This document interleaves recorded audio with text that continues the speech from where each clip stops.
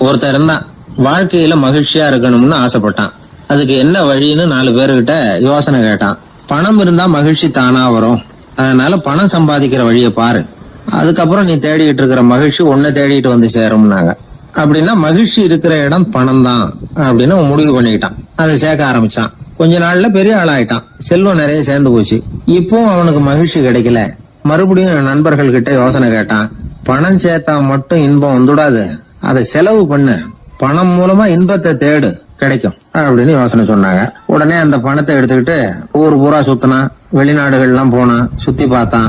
அப்புறம் அவனுக்கு விருப்பமானதையெல்லாம் வாங்கி சாப்பிட்டு பார்த்தான்.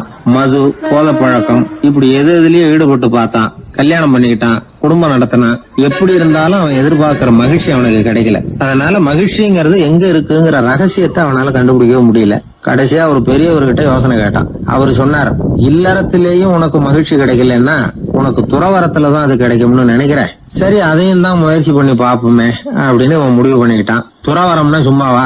எல்லாத்துக்கும் அவன் துணிக்கிட்டான். வீட்டுல இருந்த நகை, பணம், பவுனு, வைரம், வைடூரியம் எல்லாத்தையும் ஒரு மூட்டையா கட்டி எடுத்துக்கிட்டான். ஒரு யோகியை தேடிட்டு போனான். அவர் காலடியில கொண்டுட்டு போய் வச்சான். அவர் நிமிர்ந்து பார்த்தார். என்ன இதெல்லாம்னார். இதெல்லாம் இனிமே எனக்கு தேவையில்லைன்னா. சரி, அப்படின்னா உனக்கு என்னதான் தேவைன்னார். எனக்கு மகிழ்ச்சி தேவை, மன அமைதி தேவைன்னா. அந்த யோகி தன்னுடைய காலடியில் இருந்த மூட்டையை பிரிச்சு பார்த்தார். உள்ள தங்கம், வைரம், நகை, பணம் எல்லாம் இருக்கு. அவ்வளவுதான். அவசரமா அதை சுருட்டி எடுத்துக்கிட்டார். தலையில வச்சுட்டு ஒரே ஓட்டமா ஓட ஆரம்பிச்சுட்டார். இவனுக்கு அதிர்ச்சியா போட்டுது. அடடா, இந்த ஆளு போலி ஆசாமி போல இருக்க, ஏமாந்துட்டோமே அப்படின்னு நினைச்சான். வருத்தப்பட்டான். அந்த துக்கம் ஆத்திரமா மாறிச்சு. உடனே அந்த யோகியை துரத்த ஆரம்பிச்சான். அவரு ஒரே ஓட்டமா ஓடுறார். சந்து பொந்தெல்லாம் நுழைஞ்சு ஓடுறார். இவனும் விடாம துரத்துறான். கடைசியா அந்த யோகி மூச்சு இறக்க இறக்க ஒரு இடத்துல வந்து நின்னார். அது எந்த இடம்னா ஒரு புறப்பட்ட இடம். எங்க இருந்து ஓட ஆரம்பிச்சாரோ அங்கேயே வந்து நின்னார். துரத்திட்டு வந்தவனும் ஓடி வந்து நின்னான். இப்ப அந்த யோகி சொன்னார், என்னப்பா பயந்துட்டியா? இந்தா உன்னோட செல்வம், நீயே வச்சுக்கோ அப்படின்னு சொல்லி மூட்டையை திருப்பி கொடுத்தார். கைவிட்டு போன தங்கமும், வைரமும், பணமும் திரும்ப கிடைச்சிட்டுதுங்கிறதுல அவனுக்கு ஏகப்பட்ட மகிழ்ச்சி. இப்போ மறுபடியும் அந்த யோகி சொல்றார், நீ வர்றதுக்கு முன்னாடி கூட இந்த தங்கமும் வைரமும் உங்ககிட்டதான் இருந்தது. ஆனா அப்போ உனக்கு மகிழ்ச்சி இல்ல.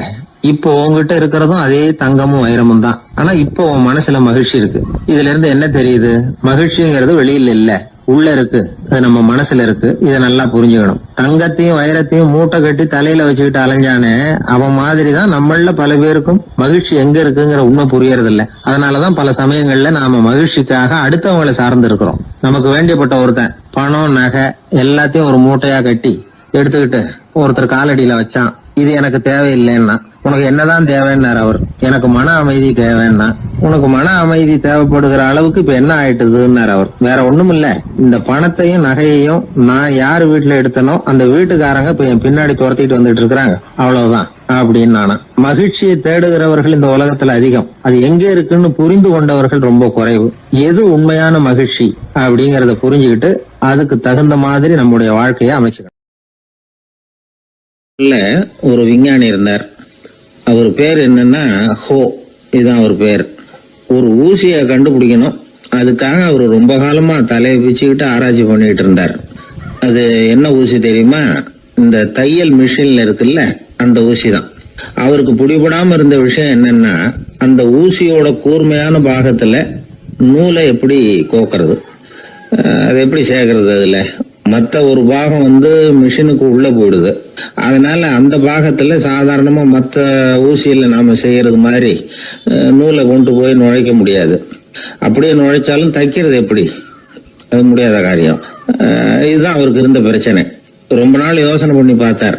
தையல் மிஷின் ஊசியோட வடிவ அமைப்பு அவருக்கு புலப்படல. ராத்திரி பகலா அதே ஞாபகமா இருந்தார். ஒரு நாள் அவர் தூங்கிட்டு இருக்கிறார். அப்போ ஒரு கனவு வந்தது.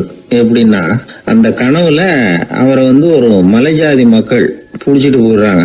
கொண்டுட்டு போய் ஒரு இடத்துல கட்டி போட்டுறாங்க.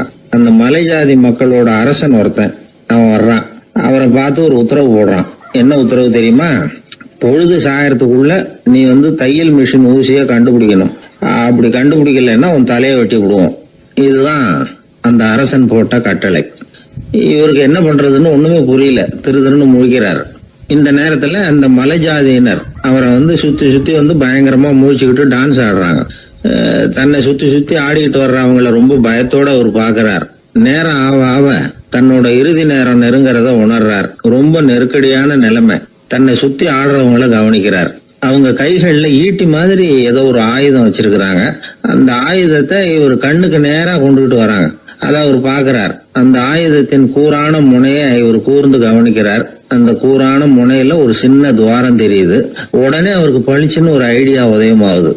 இதைத்தானே இவ்வளவு காலமும் நான் தேடிக்கிட்டு இருந்தேன். கூரான முனையில ஒரு சின்ன துவாரத்தை போட்டுட்டா அது மூலமா நூலை செலுத்தி மறுமுனைய மிஷின்ல வச்சுடலாமே, தையல் மிஷின் ஊசி ரெடி அப்படின்னு நினைச்சார். திடீர்னு தூக்கம் கலைஞ்சது. உடனே தன்னுடைய தலைமாட்டில் இருந்த குறிப்பு ஏடுல இதை குறிச்சு வச்சுக்கிட்டார். அதுக்கப்புறமா அந்த ஊசியையும் அவர் செஞ்சு முடிச்சார். இது எப்படின்னு நீங்க நினைக்கலாம், ஆனா இது சாத்தியம்தான். முழிச்சுக்கிட்டு இருக்கிறப்போ நமக்கு ஏற்படுற சில பிரச்சனைகளுக்கு கனவுல விடை கிடைக்கிறது உண்டு. அப்படி பல பேருக்கு ஆயிருக்கு. உங்களையும் பல பேருக்கு இது மாதிரி அனுபவம் ஏற்பட்டிருக்கலாம். எந்த ஒரு செயலை பத்தி நினைக்கிறப்பவும் அந்த செயல் நம்ம நினைவுல ஒரு நல்ல வடிவம் பெறுது. ஒரு செயல் திட்டத்தை எந்த அளவுக்கு நாம நல்ல யோசனை செஞ்சு திட்டம் போடுறோமோ அந்த அளவுக்கு அதை சுலபமா செஞ்சு முடிக்க முடியும். அந்த விஞ்ஞானி நினைச்ச காரியம் அவர் எண்ணம் பூராவும் ஆக்கிரமிச்சது. அதனால அவர் நினைச்சது கனவுல உருவாகி அதுக்கு செயல் வடிவம் கிடைச்சிட்டுது. மனிதனோட உள் மனசுக்கு அவ்வளவு ஆற்றல் உண்டு அப்படின்னு சொல்றாங்க. தூக்கத்தை ஆக்கபூர்வமா உபயோகப்படுத்துறது எப்படி அப்படிங்கறத பத்தி எல்லாம் இப்ப நிறைய ஆராய்ச்சி பண்றாங்களாம். பயிற்சி எல்லாம் வேற கொடுக்கறாங்களாம். அதனால தூக்கத்தை பத்தி லேசா நினைச்சிடாதீங்க. நமக்கு வேண்டியப்பட்ட ஒருத்தர், அவருக்கு தூக்கத்துல நடக்கிற வியாதி, அதுக்காக மருந்து சாப்பிட்டுக்கிட்டு இருந்தார். ஒரு நாள் அவரை பார்த்து கேட்டோம், ஏங்க உங்க தூக்கத்துல நடக்கிற வியாதிக்கு மருந்து சாப்பிட்டீங்களே, ஏதாவது முன்னேற்றம், ஏதாவது இம்ப்ரூவ்மெண்ட் தெரியுதா அப்படின்னு கேட்டோம். தெரியுதுன்னார். எப்படின்னோ அதுக்கு அவர் சொல்றாரு, முன்னாடி எல்லாம் தூக்கத்துல ஒரு 10 அடி தூரம் நடப்பேன், இப்போலாம் ஒரு 40 அடி வரைக்கும் நடக்கிறேன் அப்படின்னு. ஒரு குழந்தை அம்மா கிட்ட போச்சு, அம்மா என்ன தூக்கிக்கா. உடனே அந்த அம்மா அந்த குழந்தைய தூக்கி இடுப்புல வச்சுக்கிறாங்க. எந்த பக்கம் வச்சுக்கிறாங்க? இடது பக்கம். பொதுவா குழந்தைய தூக்குறவங்க யாரும் வலது பக்கம் இடுப்புல வச்சுக்கிறது இல்ல. விவரம் தெரியாத சில ஆம்பளைகளை அப்படி தூக்கி வச்சுக்கிட்டு அலையிறது உண்டு. ரொம்ப காலமாவே குழந்தைகளை இடுப்புல இடது பக்கமா வச்சிருக்கிற பழக்கம் தான் இருந்து வந்திருக்குது. இதுக்கு ஆய்வாளர்கள் என்ன காரணம் சொல்றாங்க தெரியுமா? அப்படி இருந்தாதான் குழந்தை சொல்றத, குழந்தை நினைக்கிறத தாயினால நல்லா உணர முடியுதாம். இடது பகுதி ஆட்சி பண்றது குறிப்பா காதின் தலைமையாக இருக்கிறது வலது பக்கம் தான். அதனால தாய் குழந்தைக்கு பதில் சொல்லவோ, அது என்ன கேக்குதுங்கிறத சீக்கிரமா புரிஞ்சுக்கிட்டு நடந்துக்கவோ அதுதான் சௌரியம் அப்படின்னு ஆய்வாளர்கள் இதுக்கு காரணம் சொல்றாங்க. இதனால என்ன ஆகுதான், தாய்க்கும் குழந்தைக்கும் நெருக்கம் அதிகமாகுதான், குழந்தைக்கும் பாதுகாப்பு அதிகமா. அது மட்டும் இல்ல, ஒரு தாய் தன்னுடைய குழந்தைய இடுப்புல சுமக்கிறதுனால அவள் நினைக்கிறத, அவளோட இதய துடிப்ப குழந்தை உணர்தான். 9 மாதத்துக்கு அதிகமா இருந்த இடம் இல்லையா, அதனால அவளை பத்தி நல்லா அறிந்து கொள்ளுகிற வாய்ப்பும் குழந்தைக்கு கிடைக்குது. நம்ம முன்னோர்கள் ரொம்ப காலத்துக்கு முன்னாடியே வலது கையை பார்க்க ஆரம்பிச்சிட்டாங்களாம். அவங்க பயன்படுத்திய கல் ஆயுதங்கள்லாம் வலது பக்கமா தான் தீட்டப்பட்டிருக்குது. அதுல இருந்து நமக்கு என்ன தெரியுதுன்னா, வலது கையை தான் உபயோகப்படுத்தி இருக்கிறாங்கிறது தெரியுது. இப்படி எல்லாம் இருந்தா கூட இன்னைக்கு நம்மள 10ல் ஒருத்தருக்கு ஒரு பழக்கம் உண்டு, அது இடது கை பழக்கம். ஆனாலும் 2 கைகளும் ஒற்றுமையா இருக்கிறதுக்கு தான் ரொம்பவும் முயற்சி பண்ணுதான். இப்போ வலது கை பழக்கம் உள்ளவங்க பேசுறதுக்கு, எழுதுறதுக்கு செயல்படுத்துற தலைமையகம் தலையின் பின்புறம் பிடரியில் இருக்குது. இடது கை பழக்கம் உள்ளவங்களுக்கு மூளையில 2 பக்கங்கள்லயும் தலைமையகம் இருக்குது. இது விஞ்ஞானிகள் சொல்றது. எத்தனையோ மேதைகள் இடது கை பழக்கம் உள்ளவங்களா இருந்திருக்கிறாங்க. அமெரிக்க மேதை பெஞ்சமின் பிராங்க்லின், இத்தாலிய ஓவியர் லியோனார்டோ டாவின்சி, இப்படி நிறைய பேர் இருந்திருக்கிறாங்க, இப்பவும் இருக்கிறாங்க. காலங்காலமா இயல்பாவே இடது கை பழக்கம் இருந்து வந்திருக்குது. அப்படி இருக்கிறப்போ வலது கை எப்போ இடது கைய வென்றது, ஜெயிச்சது அப்படிங்கிற விவரம் இன்னமும் யாருக்குமே புரியல. ஆய்வாளர்களுக்கும் புரியல. அவங்களும் யோசிச்சுக்கிட்டு இருக்கிறாங்க. உலகம் இடது பக்கமா தான் சுத்துது.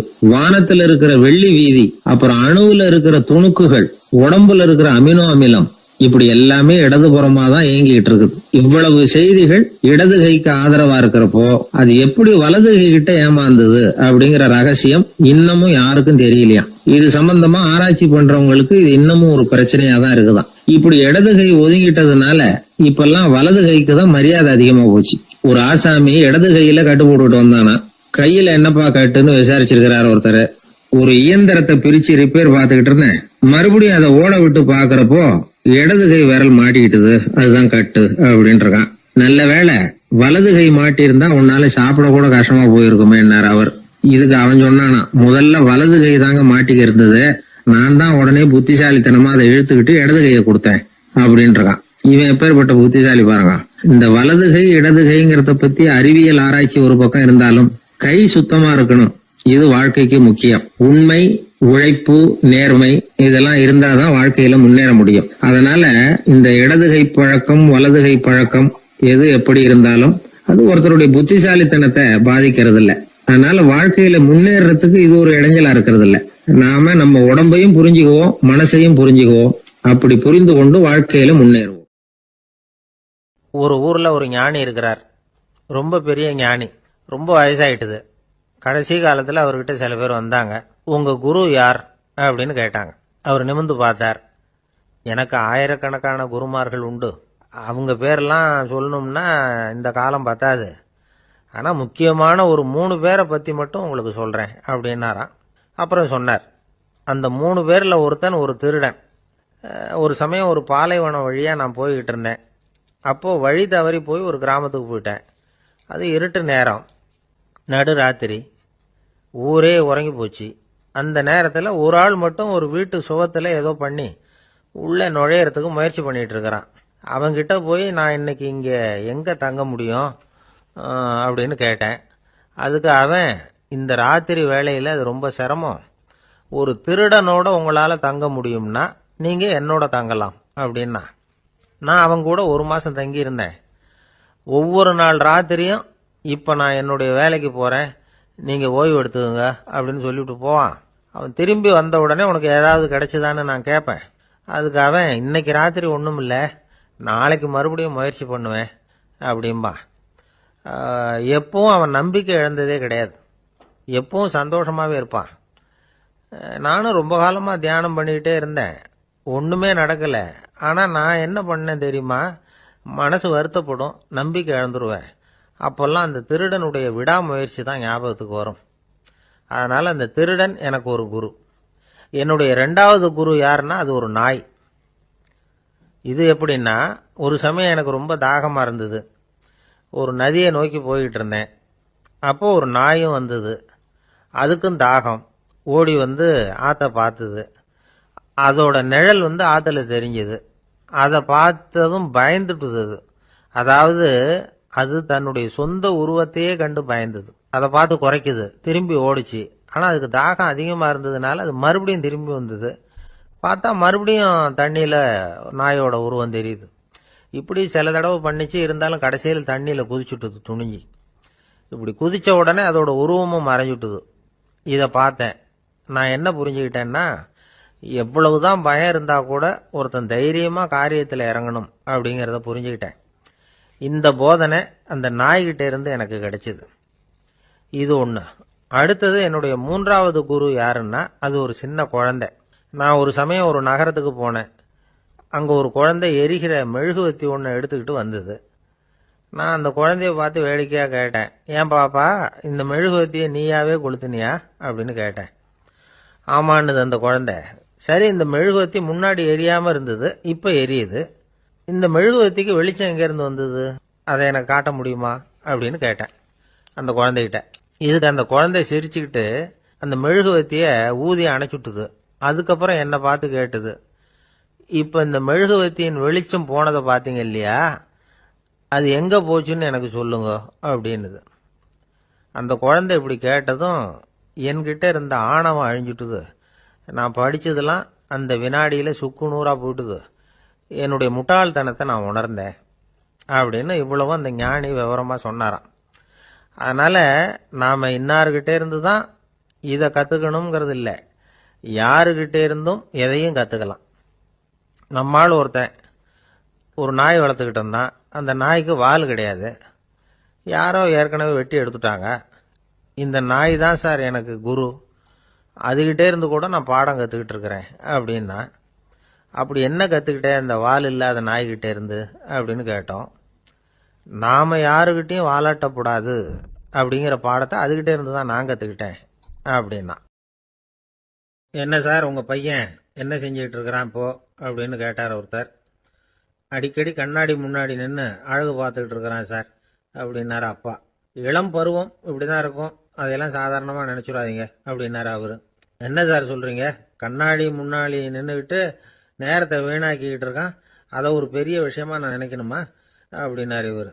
இளம் பருவத்தில் இளைஞர்களுக்கும் சின்ன பொண்ணுங்களுக்கும் அடிக்கடி கண்ணாடியில் பார்க்கணும்னு தோணும். அது வெறுமனே அழகு பார்க்கறது மட்டும் இல்லை, அவங்க தங்களையே தேடி கண்டுபிடிக்கிற ஒரு முயற்சி அது. இது ஒரு மனோதத்துவ விளைவு. இது வரைக்கும் சின்ன பிள்ளையா இருந்துட்டோம், இனிமேல் நாமளும் மற்றவங்க மாதிரி மனிதர்கள் தான் அப்படிங்கிற உணர்வு அவங்களுக்கு வருது. தங்களோட முகம் எப்படி இருக்குது, அழகு எப்படி இருக்கு, உடம்பு நேரம் எப்படி இருக்கு, முடி எப்படி இருக்கு அப்படிங்கறதையெல்லாம் கண்டுபிடிக்கிறாங்க. அதுக்கப்புறம் இன்னொரு ஆணோ பொண்ணோ தன்னை கவனிக்கணும் அப்படின்னு நினைக்கிறாங்க. இதெல்லாம் மனோதத்துவ உண்மைகள், இதெல்லாம் இயற்கை. இதை பார்த்துட்டு பெற்றவங்க பிள்ளைங்க கெட்டு போட்டாங்க அப்படின்னு நினைக்கக்கூடாது, அவங்கள திட்டிக்கிட்டே இருக்கக்கூடாது. இன்னைக்கு பல குடும்பங்கள்ல இதுதான் நடந்துகிட்டு இருக்குது. மனுஷ வாழ்க்கையிலேயே இப்படியும் இல்லாத அப்படியும் இல்லாத ஒரு பருவம் இளம் பருவம். 13லேருந்து 19 வயசுக்கு உட்பட்ட ஆண்கள் பெண்கள் இந்த வகையை சேர்ந்தவங்க, டீனேஜ் குரூப். இவங்கள சின்னவங்கன்னு நினைச்சிட முடியாது, பெரியவங்கன்னு நினைச்சிட முடியாது. இவங்க ரொம்ப சென்சிட்டிவ். சமூகம் நினைச்சா இவங்களை நல்லவங்களாவும் ஆக்கலாம், கெட்டவங்களாவும் ஆக்கலாம். கொஞ்சம் அக்கறை எடுத்துக்கிட்டா பெரிய பெரிய மேதைகளையும் விஞ்ஞானிகளையும் உருவாக்கலாம். ஆனால் நடக்கிறது என்ன தெரியுமா, அநேகமாக இவங்களை யாருமே சரியாக புரிஞ்சுக்கிறது இல்லை, இவங்களை சரியாக நடத்துறதும் இல்லை. இது வரைக்கும் நாம் சொல்கிறத கேட்டுக்கிட்டு இருந்தான், இப்போல்லாம் அவன் இஷ்டத்துக்கு நடக்க ஆரம்பிச்சுட்டான் அப்படின்னு வருத்தப்படுற பெற்றோர்கள் அதிகம். இது வருத்தப்படுற விஷயம் இல்லை, சந்தோஷப்பட வேண்டிய விஷயம். உங்கள் புள்ள சொந்தமாக யோசிக்க ஆரம்பிக்கிறதும் நடந்துக்க ஆரம்பிக்கிறதும் ஒரு தப்பான விஷயமா? அவன் கடைசி வரைக்கும் உங்கள் பேச்சையே கேட்டுக்கிட்டு இருக்கணுங்கிறது என்ன நியாயம்? இன்னைக்கு இளைஞர்களை பெரியவங்க தப்பாக புரிஞ்சுக்கிட்டு தவறாக நடத்துறதுனால தான் அவங்களுக்கு வெறுப்பு, எரிச்சல், மனக்கசப்பு எல்லாம் உண்டாகுது. பெற்றவங்க சரியாக மதிக்கிறது இல்லை அப்படிங்கிற ஒரே காரணத்தினாலேயே வீணா போகிற பிள்ளைங்க இன்னைக்கு அதிகம். சரி, பெற்றவங்களுக்கு இன்னைக்கு என்னதான் புத்தி சொல்ல வர்றீங்க அப்படின்னு கேட்குறீங்களா? நாம எதையும் சொல்ல வரல, ஆனால் அது சம்பந்தமான சில நிபுணர்கள் சொல்லி இருக்கிறத உங்க காதில் போட்டு வைக்கலாம். அது என்னன்னா, பிள்ளைங்க கிட்ட அன்பு செலுத்துங்க. குழந்தையா இருந்தப்போ எவ்வளவு பாசமா இருந்தீங்க, வளர வளர அதை ஏன் குறைச்சிக்கிறீங்க? பெற்றவங்களின் அன்பான வார்த்தைகளுக்கு ஏங்குறவங்க தான் இன்றைய இளைஞர்கள். அவங்க எதை சொன்னாலும் அதை அக்கறையா காது கொடுத்து கேளுங்க, அலட்சியப்படுத்தாதீங்க. அவங்க விரும்புறது உங்ககிட்ட இருந்து ஒரு மதிப்பு, மரியாதை, அங்கீகாரம், இவ்வளவுதான். அவங்க அவங்களாவே முடிவுகள் எடுக்கட்டும், அதுக்கு நீங்க உதவியா இருங்க, அது போதும்.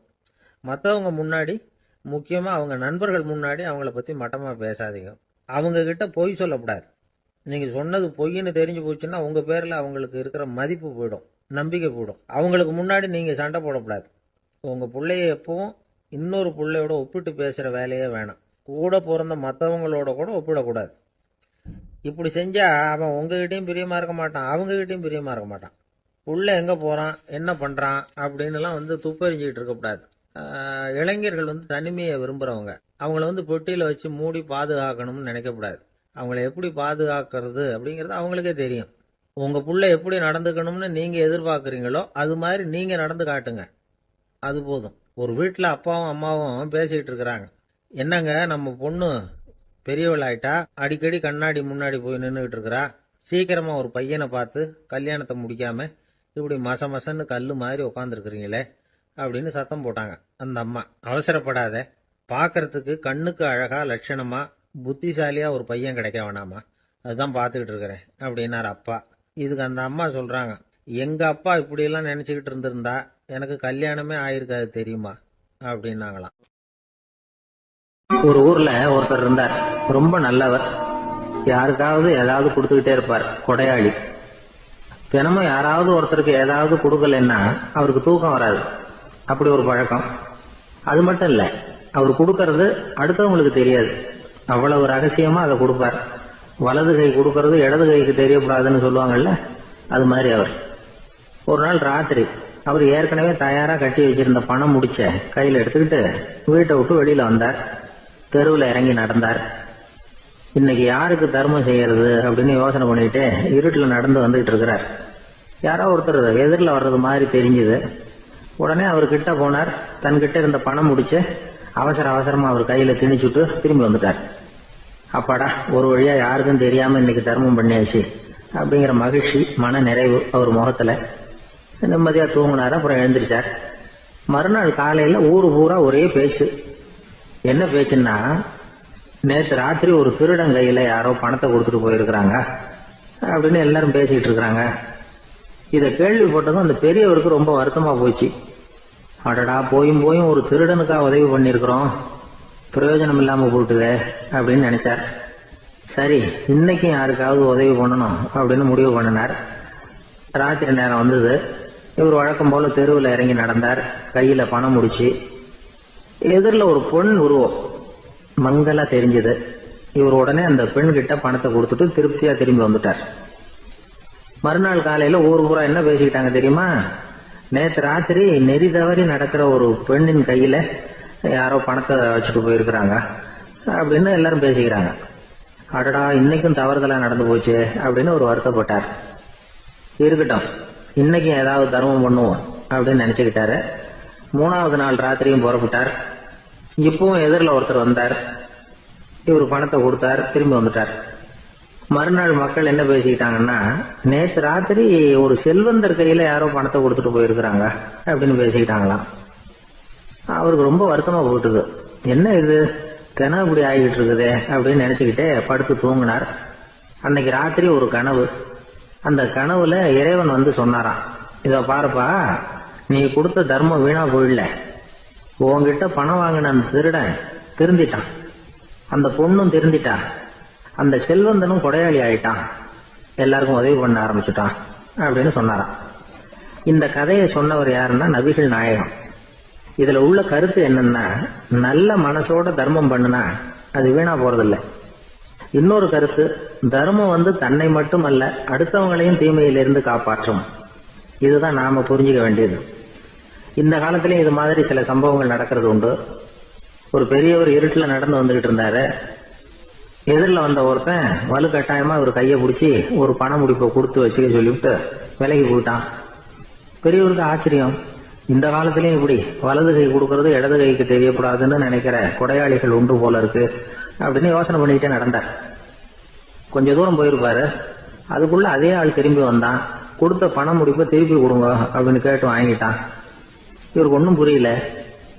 ஏன் இப்படி பண்றேன்னார். அது ஒண்ணும் இல்லைங்க, கொஞ்ச நேரம் இதை உங்ககிட்ட கொடுத்து வச்சிருந்தேன், அவ்வளவுதான் அப்படின்னா. ஏன்னு கேட்டார். என்னை பின்னாடி போலீஸ் தேடிக்கிட்டு வந்துகிட்டு இருக்குது, அதுதான் அப்படி பண்ணேன், இப்போ போயிட்டுது, இனிமே ஒன்றும் பயம் இல்லை அப்படின்னு சொல்லிவிட்டு அவன் பாட்டுக்கு நடந்து போறான். ஒரு ஊர்ல ஒரு பெரிய செல்வந்தர் இருந்தார். பணத்துக்கு பஞ்சம் இல்லை. அதனால இந்த உலகத்துல முடியாத காரியம் எதுவும் இல்லைன்னு நினைச்சார். பணம் இருந்தாலே அந்த நினைப்பு தானா வந்துடும். அதனால இவரும் அப்படி நினைச்சதுல ஒன்றும் தப்பு இல்லை. அந்த ஊருக்கு குருநானக் ஒரு தடவை வந்தார். அவருக்கு இந்த செல்வந்தர் ரொம்ப பிரமாதமா ஒரு வரவேற்பு கொடுத்தார். ஊர் எல்லையிலேயே எங்க வீட்டுக்கு வந்து விருந்து சாப்பிட்டுட்டு போகணும்னு கேட்டுக்கிட்டார். அவரும் சரின்னு ஒத்துக்கிட்டார். உடனே தன்னுடைய பங்களாவில் ஒரு பெரிய விருந்துக்கு ஏற்பாடு பண்ணார். குருநானக் அழைச்சிட்டு வீட்டுக்கு போனார், உட்கார வச்சார். ஐயா, நான் இந்த ஊர்லயே ரொம்ப பெரிய வசதி உள்ளவன், என்னால எல்லாம் முடியும், உங்களுக்காக நான் என்ன செய்யணும்னு சொல்லுங்க, எதுவா இருந்தாலும் பரவாயில்ல, எவ்வளவு செலவானாலும் பரவாயில்ல, என்னால செய்ய முடியும், என்ன செய்யணும்னு சொல்லுங்க, அது போதும், நான் செய்யறேன் அப்படின்னு நான் ரொம்ப பணிவா. இதை கேட்டதும் குருநானக் சிந்திச்சார் கொஞ்ச நேரம். அதுக்கப்புறம் தன்னோட சட்ட பைக்குள்ள கையை விட்டு ஒரு பழைய ஊசி ஒன்று எடுத்தார். அந்த செல்வந்தர்கிட்ட கொடுத்தார். இதை பாருங்க, இவ்வளவு தூரம் நீங்க கேட்கறதுனால சொல்றேன், எனக்கு நீங்க செய்ய வேண்டிய உதவி இதுதான்னார். ஊசிய கையில வாங்கிக்கிட்டு இதை என்ன செய்யணும் சொல்லுங்க அப்படின்னார் அவரு. நீங்க செய்ய வேண்டியது என்னன்னா, இந்த ஊசிய பத்திரமா வச்சிருக்கணும். நாம 2 பேரும் இறந்து போனதுக்கு பின்னாடி இன்னொரு உலகத்துல நாம சந்திக்க கூடிய வாய்ப்பு இருக்குது. அப்ப இந்த ஊசியை என்கிட்ட கொண்டாந்து கொடுக்கணும். இதுதான் நீங்க எனக்காக செய்ய வேண்டிய உதவி அப்படின்னார் குருநானக் லேசா சிரிச்சுக்கிட்டே. இதை கேட்ட உடனே இந்த பெரியவர் முழிக்க ஆரம்பிச்சிட்டார். அது எப்படிங்க, நான் சாகிறப்ப எப்படி இந்த ஊசியை எடுத்துக்கிட்டு இன்னொரு உலகத்துக்கு வர முடியும்னார். ஊசி மாதிரி ஒரு சின்ன பொருளை கூட இந்த உலகத்தை விட்டு நாம போறப்ப எடுத்துட்டு போக முடியாதுங்கிறப்போ உங்களோட செல்வத்தையெல்லாம் எப்படி அங்க எடுத்துட்டு வர போறீங்க அப்படின்னு கேட்டார் குருநானக். அதுக்கப்புறம் தான் அந்த பெரியவர் யோசிக்க ஆரம்பிச்சாராம். குருநானக் சொல்றார், இதை பாருங்க, நாம செய்யற நல்லது கெட்டது தான் கடைசி வரைக்கும் நம்ம கூட இருக்கும். அடுத்தவங்க நல்லா இருக்கணுங்கிறதுக்காக பொருளை செலவு செய்யணும், அப்படி செய்யலைன்னா எந்த பிரயோஜனமும் இல்லை அப்படின்னார். அதுக்கப்புறம் தான் அந்த செல்வந்தரின் அறிவு கண் திறந்துதான். உடனே குருநானக்க வணங்கினார். ஐயா, என்கிட்ட இருந்த ஆணவம் போயிட்டுது, இனிமே என்கிட்ட இருக்கிற செல்வத்தை நல்ல வழியில செலவழிப்பேன் அப்படின்னாராம். நம்ம கிட்ட இருக்கிற பணம் எப்பவும் நம்ம கூடவே வந்துகிட்டு இருக்காதுங்கிறதுக்கு இது ஒரு உதாரணம். அதுக்காக நாம பணம் சேர்க்கறத பத்தி கவலைப்பட வேண்டியதில்லை. பேசாம படுத்து தூங்கிட்டு இருந்தா போதும் அப்படின்னு இதுக்கு அர்த்தம் பண்ணிக்கப்படாது. முறையான வழியில பணம் சேர்க்கணும், அதை முறையான வழியில செலவு பண்ணணும். அதனால ஏற்படக்கூடிய மன நிறைவு இருக்கு பாருங்க, அது அனுபவிச்சவங்களுக்கு தான் தெரியும். சொர்க்கத்துக்கு போறவங்க இங்க இருந்து பணத்தை எடுத்துட்டு போக முடியாது. ஆனா நம்ம செல்வத்தை இங்க மத்தவங்களுக்கு பயன்பட செய்து அதனால ஏற்படுற புண்ணியம் இருக்கு பாருங்க, அதை எடுத்துட்டு போக முடியுமா. இதுதான் ஆன்மீகவாதிகள்லாம் சொல்ற கருத்து. ஜான் நியூட்டன் ஒருத்தர், அவரு சொன்னார், நான் எப்பவாவது சொர்க்கத்துக்கு போய் சேர்ந்தேன்னா அங்க 3 அதிசயங்களை பார்ப்பேன்னார். என்னன்னு கேட்டாங்க. நான் யார் யாரு இருக்க மாட்டாங்கன்னு நினைச்சுக்கிட்டு இருந்தானோ அவங்கள சில பேர் அங்க இருப்பாங்க, அது ஒரு பெரிய அதிசயம்னார். சரி, அடுத்தது என்ன? 2வது அதிசயம் என்னன்னா, அங்க இருப்பாங்கன்னு நான் எதிர்பார்த்த சில பேர் அங்க இருக்க மாட்டாங்க அப்படின்னார். சரி, 3வது பெரிய ஆச்சரியம் என்ன அப்படின்னா, நான் அங்க இருக்க பாருங்க, அதுதான் அந்த 3வது அதிசயம் அப்படின்னாராம். சில பேர், ஒரு மாணவனை பார்த்தேன், என்ன தம்பி படிப்புலாம் எப்படி இருக்குது அப்படின்னு விசாரிச்சேன். அவன் ரொம்ப அழுத்துக்கிட்டான். நான் நல்லா தான் சார் படிக்கிறேன், இருந்தாலும் புத்தியில சரியா ஏற மாட்டேங்குது சார் அப்படின்னா. சரி, இவனும் நம்ம ரகம்தான் அப்படின்னு சொல்லி முடிவு பண்ணிட்டோம். கல்வி கற்கக்கூடிய ஒரு மாணவன் சம்பந்தப்படுற புத்திகள் பல வகை. அதை பத்தி ஒரு பெரியவர் விளக்கி இருக்கிறார். மிருத்து புத்தின்னு ஒன்று இருக்குதான். மிருத்துன்னா மண்ணு. மண்ணால செவுறு கட்டுறோம்ல, மண் சுவரில் ஆணி அடிக்கிறதும் சுலபம், அதை பிடுங்கி எடுக்கிறதும் சுலபம். அது மாதிரி சில பேர் குரு சொல்லி கொடுக்கறத சுலபமா கேட்டு தெரிஞ்சு வச்சுக்குவாங்க, கொஞ்ச நேரத்தில் சுலபமா மறந்தும் போயிடுவாங்க. இது மிருத்து புத்தின்னு பேரு, மண் புத்தி. தாரு புத்தின்னு ஒன்று உண்டான். தாருன்னா மரம். அதுல பச்சை மரத்துல ஆணி அடிக்கிறது சுலபம், ஆனா அது எடுக்கிறது கஷ்டம். அது மாதிரி ஆசிரியர்கிட்ட இருந்து கேட்டதை கவனமா மனசுல பதிய வச்சுக்கிட்டு அதை மறக்காம இருக்கிறது தாரு புத்தி. பட்டா மரமா இருந்தா அதுல ஆணி அடிக்கிறதும் கஷ்டம், அடிக்கிற ஆணியும் சீக்கிரம் நழுவிடும். அது மாதிரி கேட்கிற விஷயம் மனசுல பதியறதும் கஷ்டம். அப்படியே பதிஞ்சாலும் அது நீடிச்சு இருக்கிறதும் கஷ்டம், கொஞ்ச காலத்துல மறந்துடும். இன்னொரு வகை புத்தி ஒன்று உண்டு, அதுக்கு பேரு சிலா புத்தின்னு பேரு. சிலான்னா கல்லு. ஒரு கருங்கல்லுல 4 துளைய போட்டு ஒரு துளையில உளிய வச்சு அடிச்சா மற்ற துளை வழியாவும் பிளந்து கல்லு 2ஆயிடும். அது மாதிரி சந்தியான இடங்கள்ல குறிப்பா ஒரு பொருளை சொன்னா அதை வச்சுக்கிட்டு மற்றதையும் தெரிஞ்சுக்கிறது, அது சிலா புத்தின்னு பேர். வேணு புத்தின்னா என்ன தெரியுமா? வேணுன்னா மூங்கில். மூங்கில் கணுவுல ஒரு பக்கம் உளிய வச்சு அடிச்சா 2 பக்கமும் பிளந்துரும். அது மாதிரி ஒரு செய்தியை கேட்டுக்கிட்டு இருக்கிறப்பவே அதோட முன்பின் தொடர்களையும் தெரிஞ்சுக்கணும், அது வேணு புத்தி. தைல புத்தின்னு ஒன்று உண்டு. தைலம்ங்கிறது எண்ணெய்.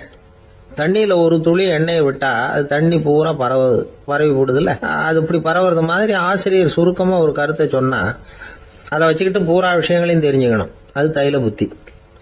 கற்பூர புத்தின்னு ஒன்று கேள்விப்பட்டிருக்கோம். அது எப்படின்னா, கற்பூரம் தீ பட்ட உடனே பிடிச்சிக்கும். ஆசிரியர் சொன்ன உடனே நுண்ணறிவோட பாடங்களை புரிஞ்சுக்கிறது இந்த வகை புத்தி. கரி புத்தின்னு ஒன்று.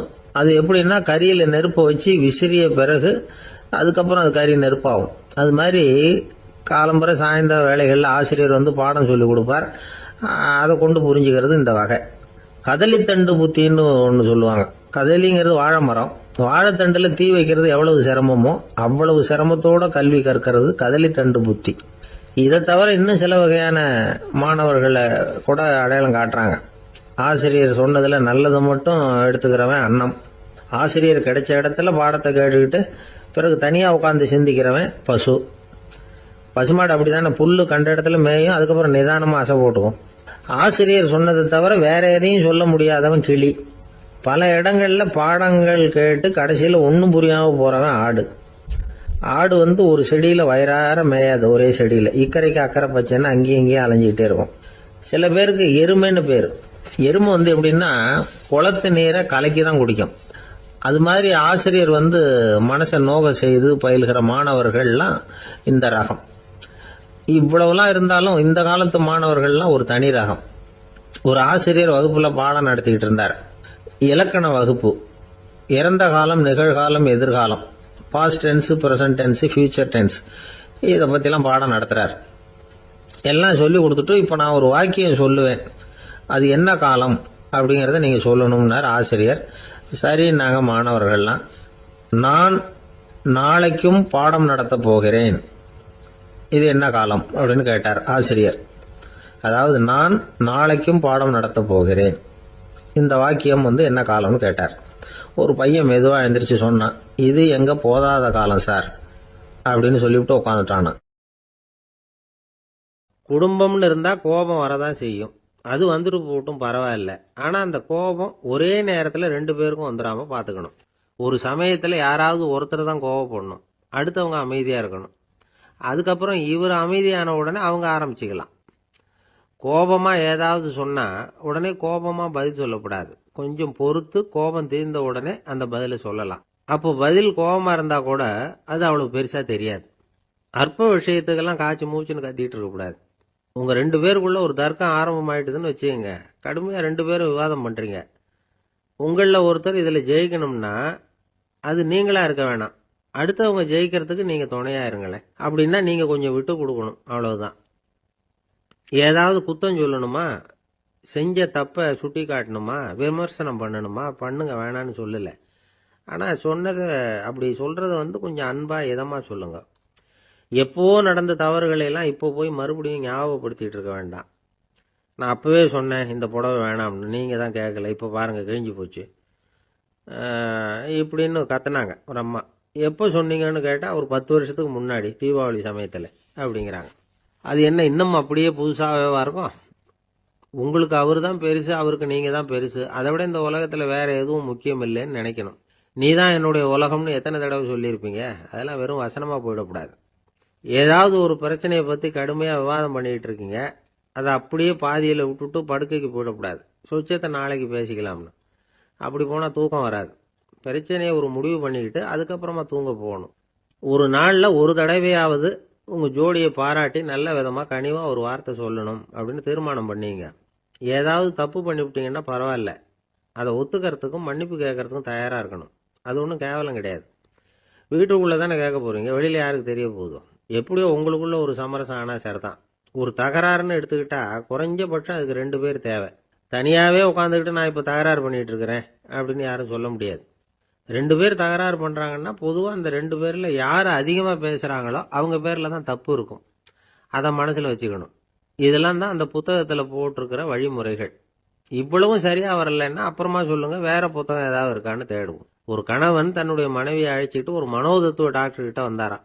டாக்டர், எங்களுக்கு கல்யாணம் ஆகி 30 வருஷ காலமா நாங்க ஒரு விஷயத்துல கூட ஒத்து போனதில்லை அப்படின்னு ஆரம்பிச்சார். உடனே அந்த அம்மா குறுக்கிட்டு, அது 30 வருஷம் இல்ல 32 வருஷம் அப்படின்னாங்களாம். ஒரு ஊர்ல ஒரு ராஜா இருந்தார். அவரு ஒரு நாள் காலையில அரண்மனையில மேல் மாடத்துல வந்து நின்றுகிட்டு இருந்தார். அப்போ ஒரு ஆள் வீதியில ரொம்ப வேகமா ஓடிக்கிட்டு இருக்கான். அதை ராஜா கவனிச்சார். அவன் மனசுல ஏதோ ஒரு தவிப்பு இருக்குங்கிறத புரிஞ்சுக்கிட்டார். உடனே அரண்மனை சேவகர்களை கூப்பிட்டார். அந்த ஆளை இங்க அழைச்சிட்டு வாங்க அப்படின்னார். இவங்க ஓடி போய் அந்த ஆளை அழைச்சிட்டு வந்தாங்க. மன்னர் முன்னாடி நிறுத்தினாங்க. மன்னர் அவனை நிமிர்ந்து பார்த்தார். எதுக்காக இவ்வளவு வேகமா ஓடிக்கிட்டு இருக்கிற அப்படின்னு கேட்டார். இதுக்கு அவன் சொன்னா, மன்னா, நம்ம கோட்டையின் வடக்கு வாசல் இருக்கு இல்லையா, அது ஓரமா ஒரு பெரிய பாறாங்கல் கிடக்கு. அதுக்கு அடியில நான் ஒரே ஒரு வெள்ளி நாணயத்தை புதைச்சு வச்சிருக்கேன். அது இப்போ எனக்கு தேவைப்படுது. என்னுடைய மனைவிக்கு ஒரு பரிசு வாங்கி கொடுக்க வேண்டியிருக்கு. அதுக்காக தான் அவசரமா ஓடிக்கிட்டு இருக்கிறேன் அப்படின்னா. மன்னர் யோசனை பண்ணார். அப்புறம் சொன்னார், அதுக்காகவா இப்படி ஓடுற? பரவாயில்ல, அதை பத்தி கவலைப்படாத. நான் உனக்கு 10 வெள்ளி காசுகள் தர்றேன், வாங்கிட்டு திரும்பி போ அப்படின்னார். இவன் தலையை சொரிஞ்சான். மன்னா, நீங்க கொடுக்கறத ரொம்பவும் மகிழ்ச்சியோட வாங்கிக்கிறேன். இருந்தாலும் அதுக்கப்புறம் அந்த வடக்கு வாசலுக்கு போய் அங்க இருக்கிற ஒரு நாணயத்தையும் எடுத்துக்கிட்டு போயிடுறேனே அப்படின்னானா. இத பாருப்பா, அந்த ஒரு நாணயத்தை மறந்துரு, உனக்கு 100 வெள்ளி நாணயங்கள் தரேன் இருக்கார். மன்னா, ரொம்ப மகிழ்ச்சி. உங்க மாதிரி தாராள குணம் வேற யாருக்கும் வராது. நீங்க கொடுக்கற 100 நாணயங்களையும் வாங்கிக்கிறேன். இருந்தாலும் வடக்கு வாசலுக்கு போய் அதையும் எடுத்துக்கிட்டா 101 ஆயிடுமே அப்படின்னானா. இத பாருப்பா, அந்த ஒரு நாணயத்தை மறந்துரு, அது எக்கேடாவது கெட்டு போகட்டும். நான் உனக்கு 100 பொற்காசுகள் தரேன், அதையாவது வாங்கிட்டு வந்த வழியிலேயே திரும்பி போடுன்னாராம். தங்க நாணயங்களே தரேன்னு சொல்றீங்க, தாராளமா வாங்கிக்கிறேன். இருந்தாலும் வடக்கு வாசலுக்கு போய் அப்படின்னு மறுபடியும் ஆரம்பிச்சான். அரசர் பொறுமை இழந்துட்டார். கடைசியா ஒரு முடிவுக்கு வந்துட்டார். இத பாருப்பா, உனக்கு என்னுடைய ராஜ்யத்திலேயே பாதியை கொடுத்துடுறேன், அப்படியாவது திருப்தியா திரும்பி போ அப்படின்னாராம். மன்னா, உங்களுடைய பெருந்தன்மைக்கு ஈடு இணையே கிடையாது. தேசத்திலேயே பாதி பிரிச்சு கொடுக்கறேன்னு சொல்றீங்க, அதனால உங்ககிட்ட ஒரு சின்ன வேண்டுகோள் அப்படின்னானா. சொல்லுன்னாராம் மன்னர் ஆர்வமா. இவன் மெதுவா ஆரம்பிச்சான். அப்படி இந்த ராஜ்யத்தை ரெண்டா பிரிக்கிறப்போ அந்த வடக்கு வாசல் இருக்கிற பக்கத்தை என்கிட்டயே கொடுத்துருங்கோ அப்படின்னு மன்னர் அசந்து போயிட்டார். இந்த கதை எதுக்காகன்னு கேட்டா, மனம்ங்கிறது ஒரு குரங்குங்கிறத புரிஞ்சுக்கிறதுக்காகத்தான். உன்னை பிடிச்சுக்கிட்டா லேசில விடாது. அப்படிப்பட்ட மனச அறிவு தான் வழி நடத்தணும். அதுலதான் வாழ்க்கையின் வெற்றி அடங்கி இருக்குது. ஒரு சின்ன பையன் தெருவில் அழுதுகிட்டு இருந்தான். ஏன்பா அழுவுறேன்னு ஒரு பெரியவர் கேட்டார். ₹1 காசை இங்க தொலைச்சுட்டேன் அப்படின்னா. சரி, அதுக்காக அழாத, அதுக்கு பதிலா 10 ரூபா தரேன், இந்தா வச்சுக்கோன்னு கொடுத்தாரு. அந்த 10 ரூபாய வாங்கி சட்டப்பையில போட்டுக்கிட்டு அதை விட அதிகமா சத்தம் போட்டு அழ ஆரம்பிச்சுட்டான். மறுபடியும் ஏன்டா அழறேன்னு கேட்டார் பெரியவர். அந்த ₹1 கிடைச்சிட்டுதுன்னா இப்ப என்கிட்ட 11 ரூபா இருக்குமே, இப்ப 10 ரூபா தானே இருக்கு அப்படின்னு சொல்லிவிட்டு அழறான். ஒரு ஊர்ல ஒரு ஆள் இருந்தான். நிறைய பணம் சேர்த்தான். அவனுக்கு சம்பாதிக்க தெரியுமே தவிர செலவு பண்ண தெரியாது. மகா கஞ்சன். காசை கையில எடுக்கவே மாட்டான். எடுத்தா செலவு செய்ய வேண்டியிருக்குமே. அதனால இப்படியே அவன் காலத்தை ஓட்டி விட்டான். வயசாயிட்டுது. அவனுடைய மனைவி ஒரு நாள் கேட்டாங்க, இவ்வளவு நாளா நீங்க என்ன எங்கேயுமே அழைச்சிட்டு போனதில்லை, இப்போவாவது அழைச்சிட்டு போகக்கூடாதா அப்படின்னாங்க. எங்க போகணும் சொல்லுன்னா. காசிக்கு போகணும், கங்கையில குளிக்கணும்னாங்க. இவன் பார்த்தான், இதுக்கு ஏன் அவ்வளவு தூரம் செலவு பண்ணிட்டு போகணும், நம்ம ஊர் ஆத்துலயே குளிக்கலாமே, இதுவும் புண்ணிய நதி தான், இங்க குளிச்சா அங்க குளிச்ச பலன் கிடைச்சிரும் அப்படின்னா. சரின்னு 2 பேரும் ஆத்தங்கரைக்கு போனாங்க. அன்னைக்கு ஏதோ விசேஷம், நிறைய கூட்டம், நிறைய பேர் குளிச்சுக்கிட்டு இருக்கிறாங்க. கரையில சில புரோகிதர்கள் நின்றுகிட்டு இருக்கிறாங்க. குளிக்கிறதுக்கு முந்தி அவங்க கிட்ட உட்காந்தா ஏதோ மந்திரம்லாம் சொல்லுவாங்க, கொஞ்சம் காசு கொடுக்க வேண்டியிருக்கும். அதனால இவன் என்ன பண்ணா, ஆத்தங்கரையிலேயே கொஞ்சம் தூரம் போனான். ஊரை விட்டு தள்ளி வந்துட்டான். அங்க யாருமே இல்லை. அப்பாடான்னு சந்தோஷப்பட்டான். குளிக்கலாம்னு புறப்பட்டான். இந்த நேரம் கடவுள் பார்த்தார். இந்த கஞ்சனுக்கு ஏதாவது புத்தி போகட்டணும் அப்படின்னு நினைச்சார். உடனே ஒரு புரோகிதர் மாதிரி உருவத்தை மாத்திக்கிட்டு அந்த ஆள் முன்னாடி வந்து நின்னார். அவனுக்கு அதிர்ச்சி. இங்க யாருமே இருக்க மாட்டாங்கன்னு நினைச்சா இங்கேயுமே ஒரு ஆள் வந்துட்டாரு, என்ன பண்றதுன்னு யோசனை பண்ணான்.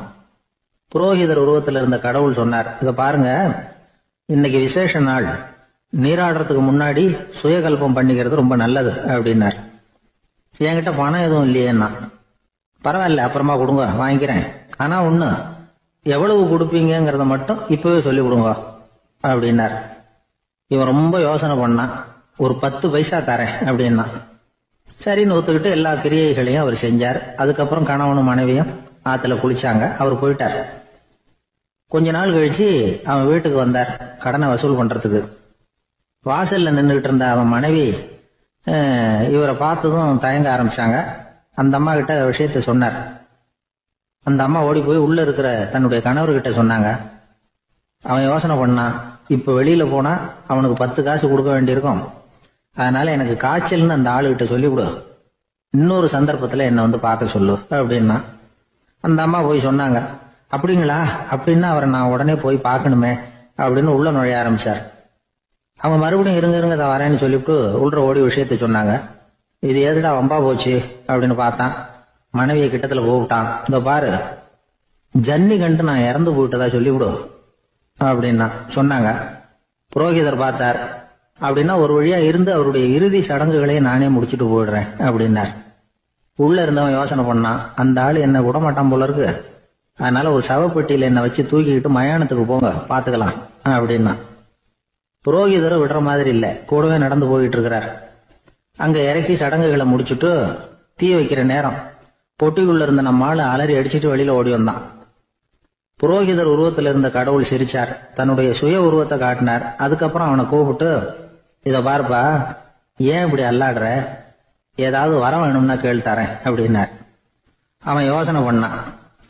பகவானே, ஒரே ஒரு வரம் தான் உங்ககிட்ட கேட்கணும்னா. என்ன வேணும் கேளுன்னார். அந்த 10 பைசா தட்சணையை தள்ளுபடி பண்ணா போதும் அப்படின்னா. கடவுளும் சரின்னு சொல்லிட்டு போயிட்டார். இப்படி ஒரு கதையை சுவாமி சிவானந்தர் சொல்லியிருக்கிறார். செல்வந்தர்கள் பல பேர் இப்படித்தான் இருக்கிறாங்க. தாங்களும் அனுபவிக்க மாட்டாங்க, அடுத்தவங்களுக்கும் கொடுக்க மாட்டாங்க. இது மாதிரியான கஞ்சர்களுக்கு இந்த உலகம் இல்லை, அந்த உலகம் இல்லைங்கிறார் அவர். இந்த கதையில கடவுள் கடன் வசூலுக்கு வந்தது மாதிரி நம்ம ஊர் ஆள் ஒருத்தன் இன்னொருத்தர்கிட்ட 10 பைசா கடன் கொடுத்துட்டான். திருப்பி வாங்கறதுக்கு நடையா நடக்கிறான். கடைசியா கேட்டான், நீ எப்பதான் கடனை திருப்பி தர போற, அதை முடிவா சொல்லுன்னா. வர்ற வியாழக்கிழமை கண்டிப்பா கொடுத்துருவேன் அப்படின்னானா அவன். அன்னைக்கு நான் ஊர்ல இருக்க மாட்டேனே அப்படின்னானா இவன். அதனால என்ன, நானும் தான் அன்னைக்கு ஊர்ல இருக்க மாட்டேன் அப்படின்னா. இன்பம் துன்பம் இது ரெண்டும் சேர்ந்ததுதான் வாழ்க்கை. இது எல்லாரும் சொல்லிட்டு இருக்கிற ஒரு உண்மை. அது சரி, இது ரெண்டும் வர்றதுக்கு என்ன காரணம்? துறவி ஒருத்தர் யோசிச்சு பார்த்திருக்காரு. இன்ப துன்பம் தோன்றுவதற்கு முக்கியமா 6 காரணங்கள் உண்டு அப்படிங்கிறார் அவர். அது என்னங்கிறத நாமளும் தெரிஞ்சு வச்சுக்குவோமே. இப்ப முதல் காரணம் சுயநலம். ஒரு தாயார் தன்னுடைய சுயநலம் கருதி தன்னுடைய மகன் இன்பமா இருக்கணும்னு ஆசைப்படுறாங்க. மகனும் அப்படியே ஆசைப்படுறான். அதனால தாயாரின் இன்ப துன்பங்களை பார்த்துட்டு மகனும் இன்ப துன்பம் அடையறான். அந்த அம்மாவுக்கும் அதே நிலைமை தான். 2வது காரணம் உறவு. நான் துறவியான பிறகு கூட உறவுங்கிற காரணத்தினாலதான் தாயாருடைய சுக துக்கங்களை கண்டு நானும் சுக துக்கம் அடைகிறேன். என் தாயாருடைய நிலைமையும் இதுதான் அப்படிங்கிறார் ஒரு துறவி. 3வது காரணம் என்னன்னா அறிமுகம். எனக்கு அறிமுகமான ஒருத்தரை ரயில் நிலையத்துல சந்திக்கிறேன். அவர் தன்னுடைய பணப்பையை எங்கேயோ தொலைச்சு விட்டு வருத்தப்பட்டு இருக்கிறார். நானும் வருத்தப்படுறேன். அந்த சமயத்துல யாரோ ஒருத்தர் இதுதானே அவங்க பணப்பை அப்படின்னு சொல்லி கொண்டாந்து நீட்டுறார். பணப்பைய தொலைச்சவர் சந்தோஷப்படுறார், நானும் சந்தோஷப்படுறேன். இது அந்த துறவி சொல்ற அனுபவம். 4வது காரணம் என்னன்னா கருணை. எனக்கு முன்னே பின்ன தெரியாத ஒருத்தனை யாரோ ஒருத்தன் அடிச்சு காயப்படுத்தி போடுறான். கருணை காரணமா நான் அதுக்காக துக்கப்படுறேன். 5வது காரணம் எதையும் நம்புறது. ஒரு பசுமாட்டை ஒரு முரணை அடிச்சுட்டு இருக்கிறான் அப்படின்னு ஒருத்தர் நம்மகிட்ட சொல்றாருன்னு வைங்க, உடனே நான் துக்கப்படுறேன். இன்னொருத்தர் அந்த முரணனை போலீஸ்காரங்க புடிச்சிட்டு போயிட்டாங்கன்னு சொல்லி சொல்றாரு, நான் உடனே சந்தோஷப்படுறேன். 3வதா ஒருத்தர் முதல் 2 பேரும் சொன்னது பொய்யுங்கிறார். அப்ப நான் இன்ப துன்பம் ரெண்டுமே இல்லாம நிம்மதியா இருக்கிறேன். இது ஒரு விதம். அடுத்தது 6வது காரணம் என்னன்னா தன்மயமாகுதல்.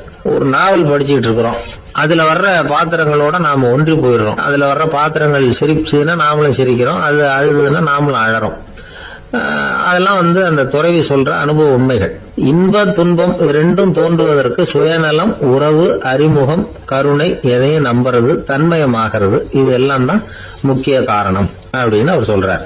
ஆக கூடி ஒட்டு மொத்தமா யோசனை பண்ணி பார்த்தா பிற பொருள்கள் மீது பற்றுதல் காரணமா தான் நாம இன்ப துன்பம் அடையிறோம் அப்படிங்கறத புரிஞ்சுக்க முடியுது.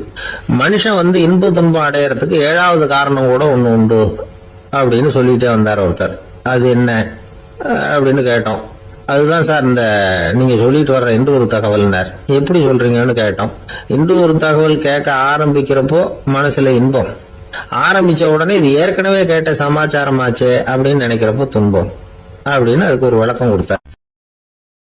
சங்கீத வித்வான்கள்ல பல வகை உண்டு. சில குறிப்பிட்ட ராகங்களை பாடுறதுல அவங்களுக்கு பெருமை வர்றது உண்டு. ஆனா ஒருத்தர் இருந்தார், அவரால் ஒரு ராகத்துக்கே பெருமை வந்தது. அந்த ராகத்தை அவர் வாசிச்சு கேட்கணும் அப்படின்னு சொல்லுவாங்க. அது என்ன ராகம்னா தோடி ராகம். சரி, அந்த வித்வான் யாருன்னா அவர் தான் திருவாவடுதுறை ராஜரத்னம் பிள்ளை. பேராசிரியர் கல்கி ஒரு சமயம் தம்முடைய பத்திரிகையில எழுதினாராம். அதை அப்படியே படிக்கிறேன் கேளுங்களேன். ஆகா, ஸ்ரீ ராஜரத்னம் பிள்ளையின் தோடி ஆலாபனையை முதலில் கேட்டபோது அவருடைய கற்பனையை விட்டு தள்ளுங்கள். நம்முடைய மனதில் என்னென்ன இன்பமயமான கற்பனைகள் எல்லாம் உதித்தன.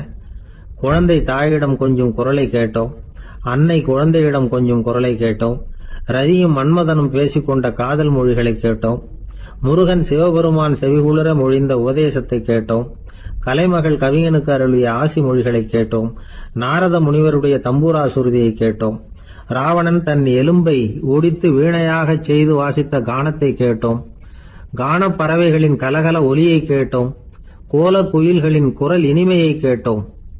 இப்படிலாம் பேராசிரியர் கல்கி விமர்சனம் எழுதியிருக்கிறார். திருவாவடுதுறை ராஜரத்னம் பிள்ளை அவர்களுடைய வாசிப்பை கேட்டுட்டு டி.என். ராஜரத்னம் பிள்ளை இறந்து போனார். அப்போ கவிஞர் கண்ணதாசன் எழுதினார், செவியனில் ஓடி எங்கள் சிந்தையில் ஓடி இந்த புவியெல்லாம் ஓடி நின்பார் பொங்கிய தோடி வேறிங்கு எவரிடம் போகும் ஐய இனி அதை காப்பார் யாவர் அவிந்தனின் சடலத்தோடே அவிந்தது தோடிதானும் அப்படின்னு எழுதினாராம். அந்த அளவுக்கு அவருடைய தோடியை ரசித்தவர்கள் உண்டு. அதே மாதிரி தோடின்னா என்னன்னு தெரியாமலே அவரை ரசித்தவங்களும் அந்த காலத்துல உண்டு. அதாவது ஒரு பெரிய சபையில இவர் வாசிச்சுக்கிட்டு இருக்கிறார். பாதியில ஒரு பெரிய மனுஷன் உள்ள வந்தார்.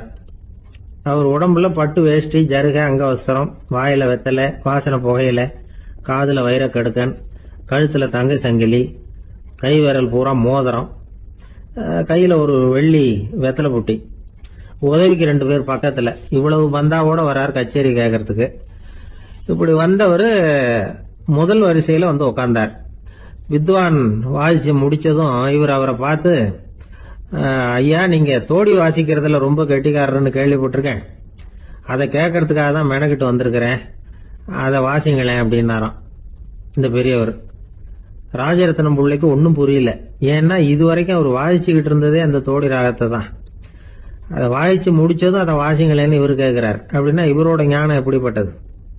இவ்வளவும் கேட்டுட்டு இப்படி கேட்கிறாரே அப்படின்னு அவர் யோசிச்சிருக்கிறார் ராஜரத்னம் பிள்ளை. உடனே என்ன பண்ணாரு தெரியுமா? பக்கத்துல ரொம்ப சாதுவா சுருதி போட்டுக்கிட்டு இருந்த ஒரு முதுகுல ஓங்கி ஒரு குத்து விட்டாராம். அவருக்கு ஒன்றும் புரியல, எதுக்கு நம்மளை அடிக்கிறாரு இவரு, நம்மளை குத்துறாரு வித்வான்னு. அவர் அதிர்ச்சியால இவர் நிமிந்து பார்த்திருக்கார். அப்ப ராஜரத்னம் பிள்ளை சொன்னாராம், ஏய்யா, ஐயா பெரிய மனுஷன், என்னுடைய பரம ரசிகர், தோடி ராகம் கேட்கணுங்கிறதுக்காக இவ்வளவு தூரம் வந்திருக்கிறார், வந்து முத வரிசையில் உட்கார்ந்துருக்கார். நீ இந்த சமயம் பார்த்து தோடி ராகம் வாசிக்கிற நாதஸ்வரத்தை வீட்டில் வச்சுட்டு வந்துட்டியே, இப்ப ஐயாவுக்காக அந்த ராகத்தை நான் எப்படி வாசிக்கிறது அப்படின்னு சொல்லிட்டு மறுபடியும் முதுகுல ஒரு அடி கொடுத்தாராம். அடி வாங்கினவருக்கே சிரிப்பு அடக்க முடியலையா. இந்த உலகத்துல மனுஷன் எவ்வளவோ தவறுகள் செய்யறான். அதுக்கெல்லாம் என்ன காரணம்? அதை பத்தின ஆராய்ச்சி தான் இன்னைக்கு. இதுக்கு ஆராய்ச்சி என்னதுக்கு, அது தெரிஞ்ச விஷயம் தானே அப்படின்னு நீங்க நினைக்கலாம். ஆனா அப்படி அலட்சியமா இந்த விஷயத்தை விட்டுறக்கூடாது. பொதுவா எல்லோரும் நினைக்கலாம் எது சரி எது தவறு அப்படின்னு தெரியாததுனாலதான் மனுஷன் தப்பு பண்றான் அப்படின்னு. ஆனா அப்படி சொல்லிட முடியாது. மனுஷன் தெரிஞ்சேதான் தவறுகள் பண்றான். இப்போ உதாரணத்துக்கு ஒரு சாலையில இடது பக்கம் போக வேண்டிய ஒருத்தர் நடுக்கோட்டை தாண்டி வலது பக்கமா வண்டியை ஓடிட்டு போறாருன்னு வச்சுங்க. என்னப்பா இது தப்பு இல்லையா அப்படின்னு அவர்கிட்ட கேட்டா, அதெல்லாம் எனக்கு தெரியும், நீ உன் வேலையை பார்த்துட்டு போ அப்படிம்பார். வலது பக்கமா போறது தப்புன்னு தெரிஞ்சேதான் அவர் அப்படி செய்யறார், அப்படி போறார். பெரிய உத்தியோகத்துல இருக்கிறவங்க கூட லஞ்சம் வாங்குறாங்க. அவங்களுக்கெல்லாம் லஞ்சம் வாங்குறது தப்புன்னு தெரியலன்னு அர்த்தம். திருடுறது தப்புன்னு தெரியாமலாம் மனுஷன் திருடுறான், நல்லாவே தெரியும். நீங்க வேணும்னா கேட்டு பாருங்க, வேற வழி இல்ல அதனாலதான் திருடுறேன்பா. திருடுறது ஒரு புண்ணியமான காரியம்னு திருடனே கூட சொல்ல மாட்டான். திருடுறது தவறுங்கிறது திருடனுக்கு தெரியும் அப்படிங்கறத விளக்கறதுக்காக ஒரு பெரியவர் ஒரு கதை சொன்னார். அதாவது 2 திருடர்கள் 2 பேரும் சேர்ந்து ஒரு வீட்டுக்கு போய் ஒரு 10,000 ரூபாயை திருடிட்டு வந்துடுறாங்க. ஒரு காட்டு வழியா வந்துகிட்டு இருக்கிறாங்க. இன்னும் விடியல. 2 பேருக்கும் தூக்கம் கண்ணை சுத்துது. சரி, இப்படியே ஒரு மரத்தடியில படுத்து தூங்குவோம், காலையில விடிஞ்சதும் இந்த பணத்தை 2 பேரும் பங்கு போட்டுக்குவோம் அப்படின்னு முடிவு பண்றாங்க. அதே மாதிரி படுத்து தூங்குறாங்க. நடு ராத்திரியில ஒரு திருடன் முழிச்சுக்கிறான். விடிகிற வரைக்கும் காத்துக்கிட்டு இருந்தா 5,000 ரூபா தான் கிடைக்கும், இப்பவே கம்பி நீட்டினா 10,000 ரூபா கிடைக்கும் அப்படின்னு யோசிச்சு பார்த்துட்டு ஒரு முடிவுக்கு வந்தான். மெதுவா அந்த 10,000த்தையும் சுருட்டிக்கிட்டு அடுத்தவனுக்கு தெரியாம ஓடி போயிட்டான். விடியுது. அடுத்தவன் எழுந்திரிச்சு பாக்குறான். பணத்தையும் காணல, பாகஸ்தனையும் காணல. இந்த திருடன் அந்த திருடனை திட்டுறான், திருட்டு பய, அயோக்கிய பய, இப்படி அநியாயமா கிளப்பிட்டு போட்டானே அப்படிங்கிறான். இதுல இருந்து என்ன தெரியுது? தெரியாம எடுத்துக்கிட்டு போறது திருட்டு, அயோக்கியத்தனம், அநியாயம் அப்படிங்கறது இவனுக்கு தெரிஞ்சிருக்குது. அதனாலதான் அடுத்தவனை பார்த்து இப்படி திட்டுறான். அதனால தெரியாததுனால மனுஷன் தவறு பண்றான்னு சொல்றது சரியில்லை. அப்படின்னா மனுஷன் பண்ற தவறுகளுக்கு உண்மையான காரணம் தான் என்ன? இதே சந்தேகம் அர்ஜுனனுக்கும் வந்துதான். அதனாலதான் அவன் பகவானை பார்த்து கேட்கறான், மனுஷன் தன் விருப்பத்துக்கு விரோதமா ஏதோ ஒரு சக்தியினால பலாத்காரமா இழுக்கப்பட்டது மாதிரி பாவம் பண்றானே, அந்த சக்தி என்ன அப்படின்னு கேட்கறான். இதுக்கு பகவான் பதில் சொல்றார், காமமும் குரோதமும் தான் அந்த சக்திகள், அதாவது ஆசையும் சினமும். இது 2ம் உன்னுடைய எதிரிகள் அப்படிங்கறத புரிஞ்சுக்கோ அப்படிங்கிறார். இன்னமும் நுணுக்கமா பார்த்தா காமத்தினுடைய மறு உருவங்கள் தான் குரோதமும் லோபமும். ஆசை நிறைவேறலன்னா குரோதம், அதாவது கோபம். ஆசை நிறைவேறிட்டதுன்னா லோபம், அதாவது பேராசை. பாவத்தை கண்ட்ரோல் பண்ணணும்னா அதுக்கு மெயின் சுவிட்ச் எது அப்படிங்கறது இப்பதான் தெரியுது. அதுக்கு மனுஷன் தெரிஞ்சேதான் தவறு பண்றான் அப்படின்னு பேசிக்கிட்டோமே. அதுக்கு ஒரு உதாரணம். ஒரு ஆளு ஹோட்டல்ல சாப்பிட போனான். சாப்பிட்டு முடிச்சான். எழுந்திரிச்சு முதலாளி கிட்ட பில்ல கொடுத்தான். காசை கொடுக்கல. முதலாளி பணம் கொடுன்னு கேட்டார். இவன் என்கிட்ட பணம் இல்லைன்னா. முதலாளி கொஞ்சம் கூட அலட்டிக்கல. உள்ள இருந்து ஒரு ஆளை கூப்பிட்டார். இவனை கூப்பிட்டுட்டு போய் இட்லி மாவு ஆட்ட சொல்லுனார். இவனும் கவலைப்படாம உள்ள போயிட்டான். அப்போ அழைச்சிட்டு போற ஆளு கேக்குறான், ஏன் சார் சாப்பிடுறதுக்கு முன்னாடி காசு இல்லைங்கிறது உங்களுக்கு தெரியாதா அப்படின்னு கேக்குறான். தெரியும், காசு இல்லைங்கிறதும் தெரியும், காசு இல்லாம சாப்பிட்டா மாவாட்டணுங்கிறதும் தெரியும் அப்படின்னா அந்த ஆள். அப்படின்னா நீங்க உங்க வீட்லயே சாப்பிட்டு இருக்கலாமே அப்படின்னு கேக்குறான் அவன். அதுக்கு இவர் சொல்றாரு, அது எப்படி, அங்க சாப்பிட்டாலும் நான் இதே வேலையை தானே செய்ய வேண்டியிருக்கும் அப்படின்னாராம். நாம யாரு, நம்ம தகுதி என்ன அப்படிங்கிற நினைப்பு எப்பவும் நமக்கு இருக்கணும். தகுதிக்கு மீறிய நினைப்பு தான் பல சமயங்கள்ல நம்மளை சிக்கல்ல கொண்டு போய் விட்டுடுது. ஒரு பூனை இருந்துதான், அது தன்னை ஒரு பூனைன்னு தானே நினைக்கணும், அப்படி நினைக்கல, தன்னை ஒரு புலின்னு நினைச்சுக்கிட்டு இருந்தது. தன்னை பத்தின தகுதிக்கு மீறிய நினைப்போட அந்த பூனை அப்படியே நடந்து போயிட்டு இருந்ததுதான். அப்போ வழியில ஒரு பெரிய யானை அது அமைதியா நின்றுகிட்டு இருந்தது. இந்த யானை ரொம்ப பொறுமையா நின்றுகிட்டு இருக்கிறது இந்த பூனைக்கு ஒரு மாதிரியா தெரிஞ்சிருக்கு. ஏன்னா பொறுமையா ஒருத்தர் இருந்தா அவங்க கிட்ட போய் ஏதாவது வாலாட்டி பார்க்கலாம்னு ஒரு ஆசை வருது இல்ல, அது மாதிரி பொறுமையா நின்றுகிட்டு இருக்கிறது பூனைக்கு அதுகிட்ட போய் கொஞ்சம் வாலாட்டி பார்க்கலாமே அப்படின்னு ஒரு ஆசை. உலக இயல்பு தானே அது. இந்த பூனை ரொம்ப நல்ல புள்ள மாதிரி அந்த யானை இருக்கிற பக்கமா போகுது. அந்த யானையை சுத்தி சுத்தி வருது, உத்து பாக்குது, வாய் துருதுருக்குது, வம்பு வளர்க்க ஆரம்பிக்குது. அந்த யானை கிட்ட போய் என்ன கேட்குது தெரியுமா, எல்லாருக்கும் ஒரு பக்கம்தான் வால் இருக்கும், ஆனா உனக்கு என்ன இப்படி ரெண்டு பக்கமும் வால் இருக்கிறது மாதிரி இருக்க அப்படிங்குது. இது வேண்டாத வேலை தானே. இருந்தாலும் அந்த யானை பொறுமையா பதில் சொல்லுது, அப்படி இல்ல, பின்னாடி இருக்கிறது தான் வால், முன்னாடி இருக்கிறது தும்பிக்கை அப்படிங்குது. அதோட விட்டுற வேண்டியது தானே, விடல இந்த பூனை. அது சரி, தும்பிக்கை ஏன் அப்படி உருண்டையா பெரிய தூணு மாதிரி இருக்குது, அது என்னத்துக்கு அப்படிங்குது. இதுக்கும் அந்த யானை பொறுமையா பதில் சொல்லுது, ஓ அதை கேக்குறியா, ஊற்றுல தண்ணி இருக்கும்ல, அதை உறிஞ்சி குடிக்கிறதுக்காக அப்படி இருக்குது அது அப்படின்னுது. சரி, எல்லாருக்கும் பல்லு வாய்க்குள்ளதானே இருக்கும், உனக்கு என்ன வெளியிலே இருக்கு, அதுவும் இல்லாம இவ்வளவு பெருசா இவ்வளவு நீளமா இருக்கு அப்படின்னு கேக்குது பூனை. இவ்வளவு கேள்விக்கும் பொறுமையா பதில் சொல்லிட்டே வருது அந்த யானை. பல்லு ஏன் வெளியில நீட்டிட்டு இருக்குன்னு கேக்குதுல்ல, அதுக்கு அது என்ன பதில் சொல்லுதுன்னா, அதுவா ஒரு புலி என்கிட்ட வாலாட்டுதுன்னு வச்சுக்கா, அந்த சமயத்துல அதை தாக்குறதுக்காக இது இப்படி இருக்குது அப்படின்னு சொல்லிச்சான். இதை கேட்டதும் பூனை உழுந்து உழுந்து சிரிக்க ஆரம்பிச்சுட்டுதான் அலட்சியமா. ஏன் சிரிக்கிறேன்னு கேட்டிருக்கு. என்னமோ பாயறது மாதிரி பேசுறிய, மலை எங்கேயாவது பாயறது உண்டா, நீ கருப்பா பெருசா இருக்கிற மலை மாதிரி இருக்கிற, உன்னால எப்படி பாய முடியும், அது முடியாத காரியம் அப்படின்னு சொல்லிவிட்டு மறுபடியும் சிரிக்குது இந்த பூனை.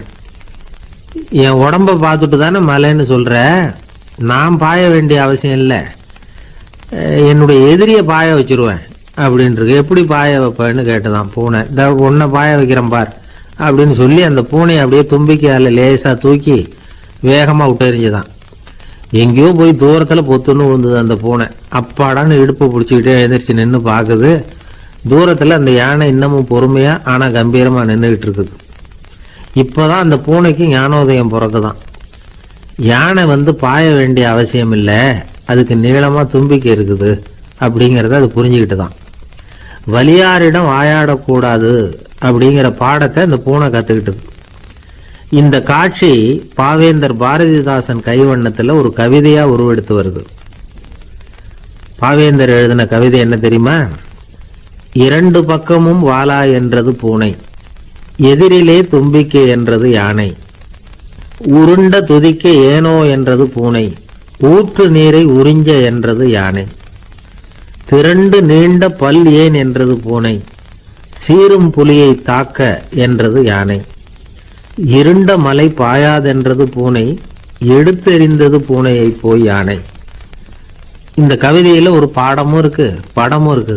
அதாவது இதை படிக்கவும் முடியுது, பார்க்கவும் முடியுது. வலியார்கிட்ட வாயாடக்கூடாதுங்கிற சின்ன பிள்ளைங்க மட்டும் இல்ல, பெரியவங்களுக்கும் தேவையான கருத்தை இதுல இருந்து நாம புரிஞ்சுக்க முடியுது. ஒருத்தன் அப்படிதான் ஆத்தங்கரையில பொறுமையா உட்காந்துக்கிட்டு இருந்த இன்னொருத்தனை போய் தலையில கூட்டினான். அவன் பார்த்தான், உடனே ₹1 எடுத்து இவன் கையில கொடுத்தான். இவனுக்கு ஒன்றும் புரியல.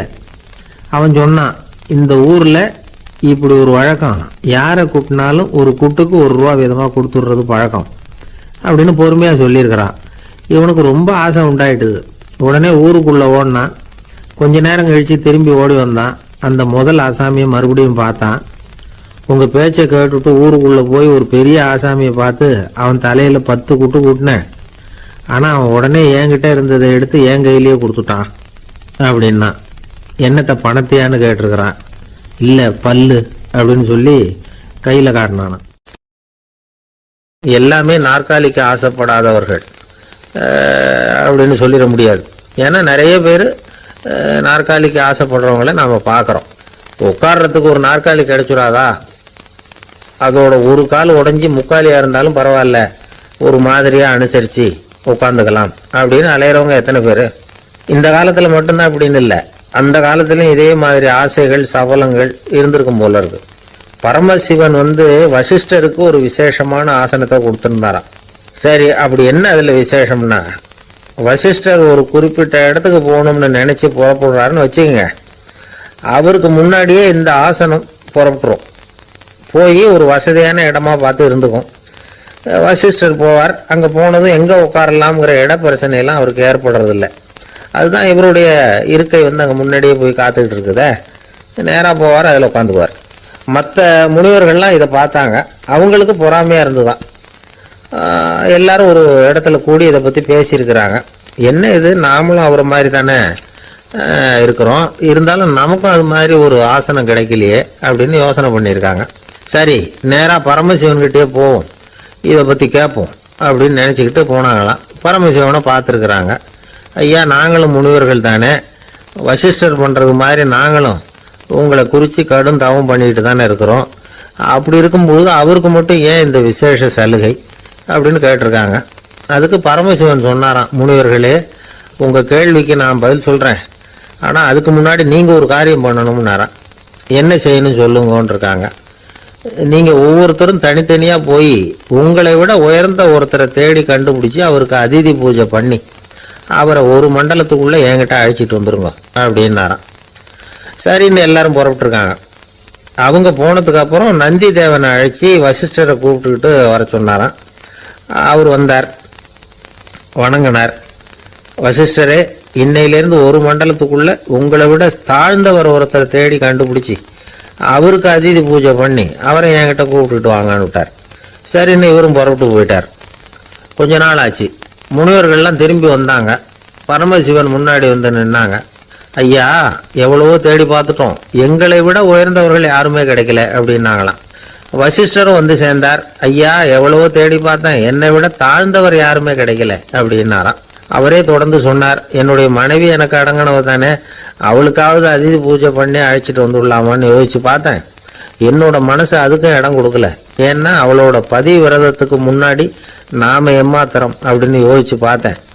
அதனால அந்த எண்ணத்தையும் கைவிட்டுட்டேன் அப்படின்னு ரொம்ப வருத்தத்தோட சொன்னாராம். இதை கேட்ட உடனே மற்ற முனிவர்களுக்கு வெக்கமா போச்சு. இந்த உலகத்துல நம்மளை விட மேலானவங்க யாருமே இல்லைன்னு நாம நினைச்சோம். வசிஷ்டரோ தன்னை விட தாழ்வானவங்க யாருமே இல்லைன்னு நினைக்கிறார். பரமசிவன் ஏன் அந்த ஆசனத்தை அவருக்கு மட்டும் கொடுத்தார் அப்படிங்கிற கேள்விக்கான பதில் அவங்களுக்கு கிடைச்சிட்டு தான். இந்த காலத்துல நாம எப்படி நினைக்கிறோம்னா, எல்லாரும் நம்மளை விட மட்டமானவங்கன்னு நினைக்கிறோம். அதனால நாம மட்டும் நாற்காலியில உட்காந்தா போதும் அப்படின்னு நினைக்கிறோம். ஏமாந்து போனவங்க சந்தர்ப்பம் பார்த்து காலை வாரி விட்டுறாங்க, கீழே விழுந்து காலை உடைச்சிக்கிறோம். அதுதான் இன்னைக்கு நடக்கிறது. ஒரு அம்மா தன்னோட வீட்டுக்காரரை ஒரு மனோதத்துவ டாக்டர்கிட்ட அழைச்சிட்டு போனாங்களாம். என்ன ப்ராப்ளம்னு கேட்டிருக்காரு டாக்டர். எங்க வீட்டுக்காரர் அடிக்கடி நாற்காலியில உட்காந்து காலை உடைச்சிக்கிறார் அப்படின்னாங்களாம். அப்படின்னா அந்த நாற்காலியில தான் ஏதோ கோளாறு அப்படின்னாராம் டாக்டர். அப்படி இருக்க முடியாது டாக்டர் அப்படின்னாங்களாம் அந்த அம்மா. அது எப்படி அவ்வளவு உறுதியா சொல்றீங்கன்னு கேட்டிருக்காரு அந்த டாக்டர். எங்க வீட்டுல நாற்காலியே கிடையாது டாக்டர், இவரு இருக்கிறதா நினைச்சுக்கிட்டு உட்கார்றார், அதுதான் ப்ராப்ளம். அப்பா, மின்சார பல்பு ஃபீஸா போயிட்டுது, வேற ஒண்ணு வாங்கி மாட்டணும் அப்படின்னா பையன். சரி, போய் புதுசா ஒண்ணு வாங்கிட்டு வாடா அப்படின்னு காசு கொடுத்தாரு அப்பா. இவன் ஓடி போய் வாங்கிட்டு வந்தான். அப்பா கிட்ட கொடுத்தான். அவரு மாட்டினார். அதுக்கப்புறம் அவரை பார்த்து ஒரு கேள்வி கேட்டான். ஏன்பா, இந்த பல்பு ஏன் உடைய மாட்டேங்குது அப்படின்னா. இது என்னடா கேள்வி, நாம கீழே போடல அதனால உடையலன்னார். அப்பாவோட புத்திசாலித்தனம் அவ்வளவுதான்.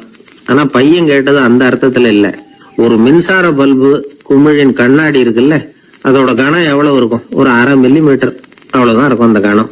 அவ்வளவு மெலிசா இருக்கிற ஒரு கண்ணாடி குமிழ இந்த ஹோல்டர்ல மாற்றம் நம்ம விரலால அழுத்தி புடிச்சு திருக வேண்டியிருக்கு. அந்த சமயத்துல அப்படி செய்யறப்ப அது உடையறது இல்ல. நம்ம விரலோட அழுத்தத்தை தாங்கி நிற்கிற அளவுக்கு அதுக்கு பலம் எங்க இருந்து வந்தது? இதுதான் பையன் கேட்ட கேள்வியோட அர்த்தம். இந்த காலத்து பிள்ளைங்களுக்கு விஞ்ஞான அறிவு அதிகம், அதனால இப்படி எல்லாம் கேள்வி கேட்பாங்க. அப்பாவுக்கு தெரியுதா இல்லையான்னு சோதிக்கிறதுக்காக கூட இப்படி கேட்பாங்க.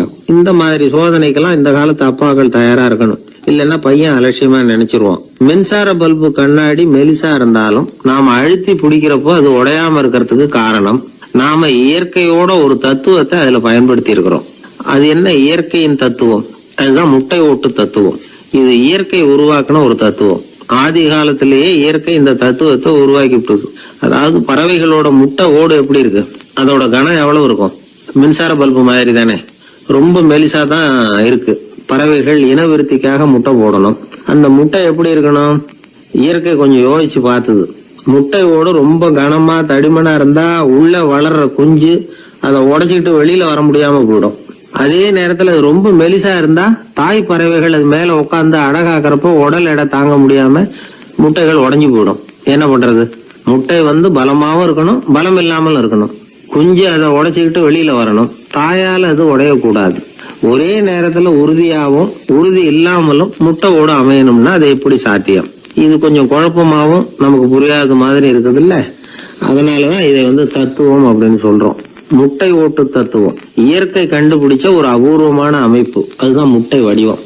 இது தாய் பறவை சுலபமா முட்டை போடுறதுக்கு ஏற்ற ஒரு வடிவம். முட்டை சதுர வடிவமா இருந்தா அதை போடுறதுக்கு எவ்வளவு கஷ்டம். அப்புறம் அது மேல செலுத்தப்படுகிற அழுத்தம் 4 பக்கமும் பரவி விடுது.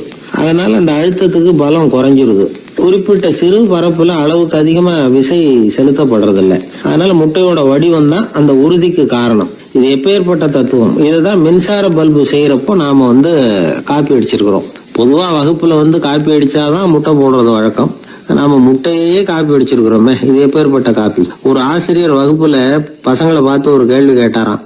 கோழி முட்டை இடுமா, முட்டை போடுமா அப்படின்னு கேட்டாராம். ஒரு பையன் எழுந்திரிச்சு பதில் சொல்லியிருக்கிறான். கோழி முட்டை இடும், முட்டை போடாது அப்படின்னு சொல்லியிருக்கான். இவன் ஏன் போடாதுன்னு கேட்டாராம் ஆசிரியர். போட்டா உடைஞ்சிரும் சார் அப்படின்னு பையன். ஒரு பெரிய நினைவு மண்டபம். அதுக்கு முன்னாடி ஒரு அப்பாவும் பிள்ளையும் நின்றுகிட்டு இருக்கிறாங்க.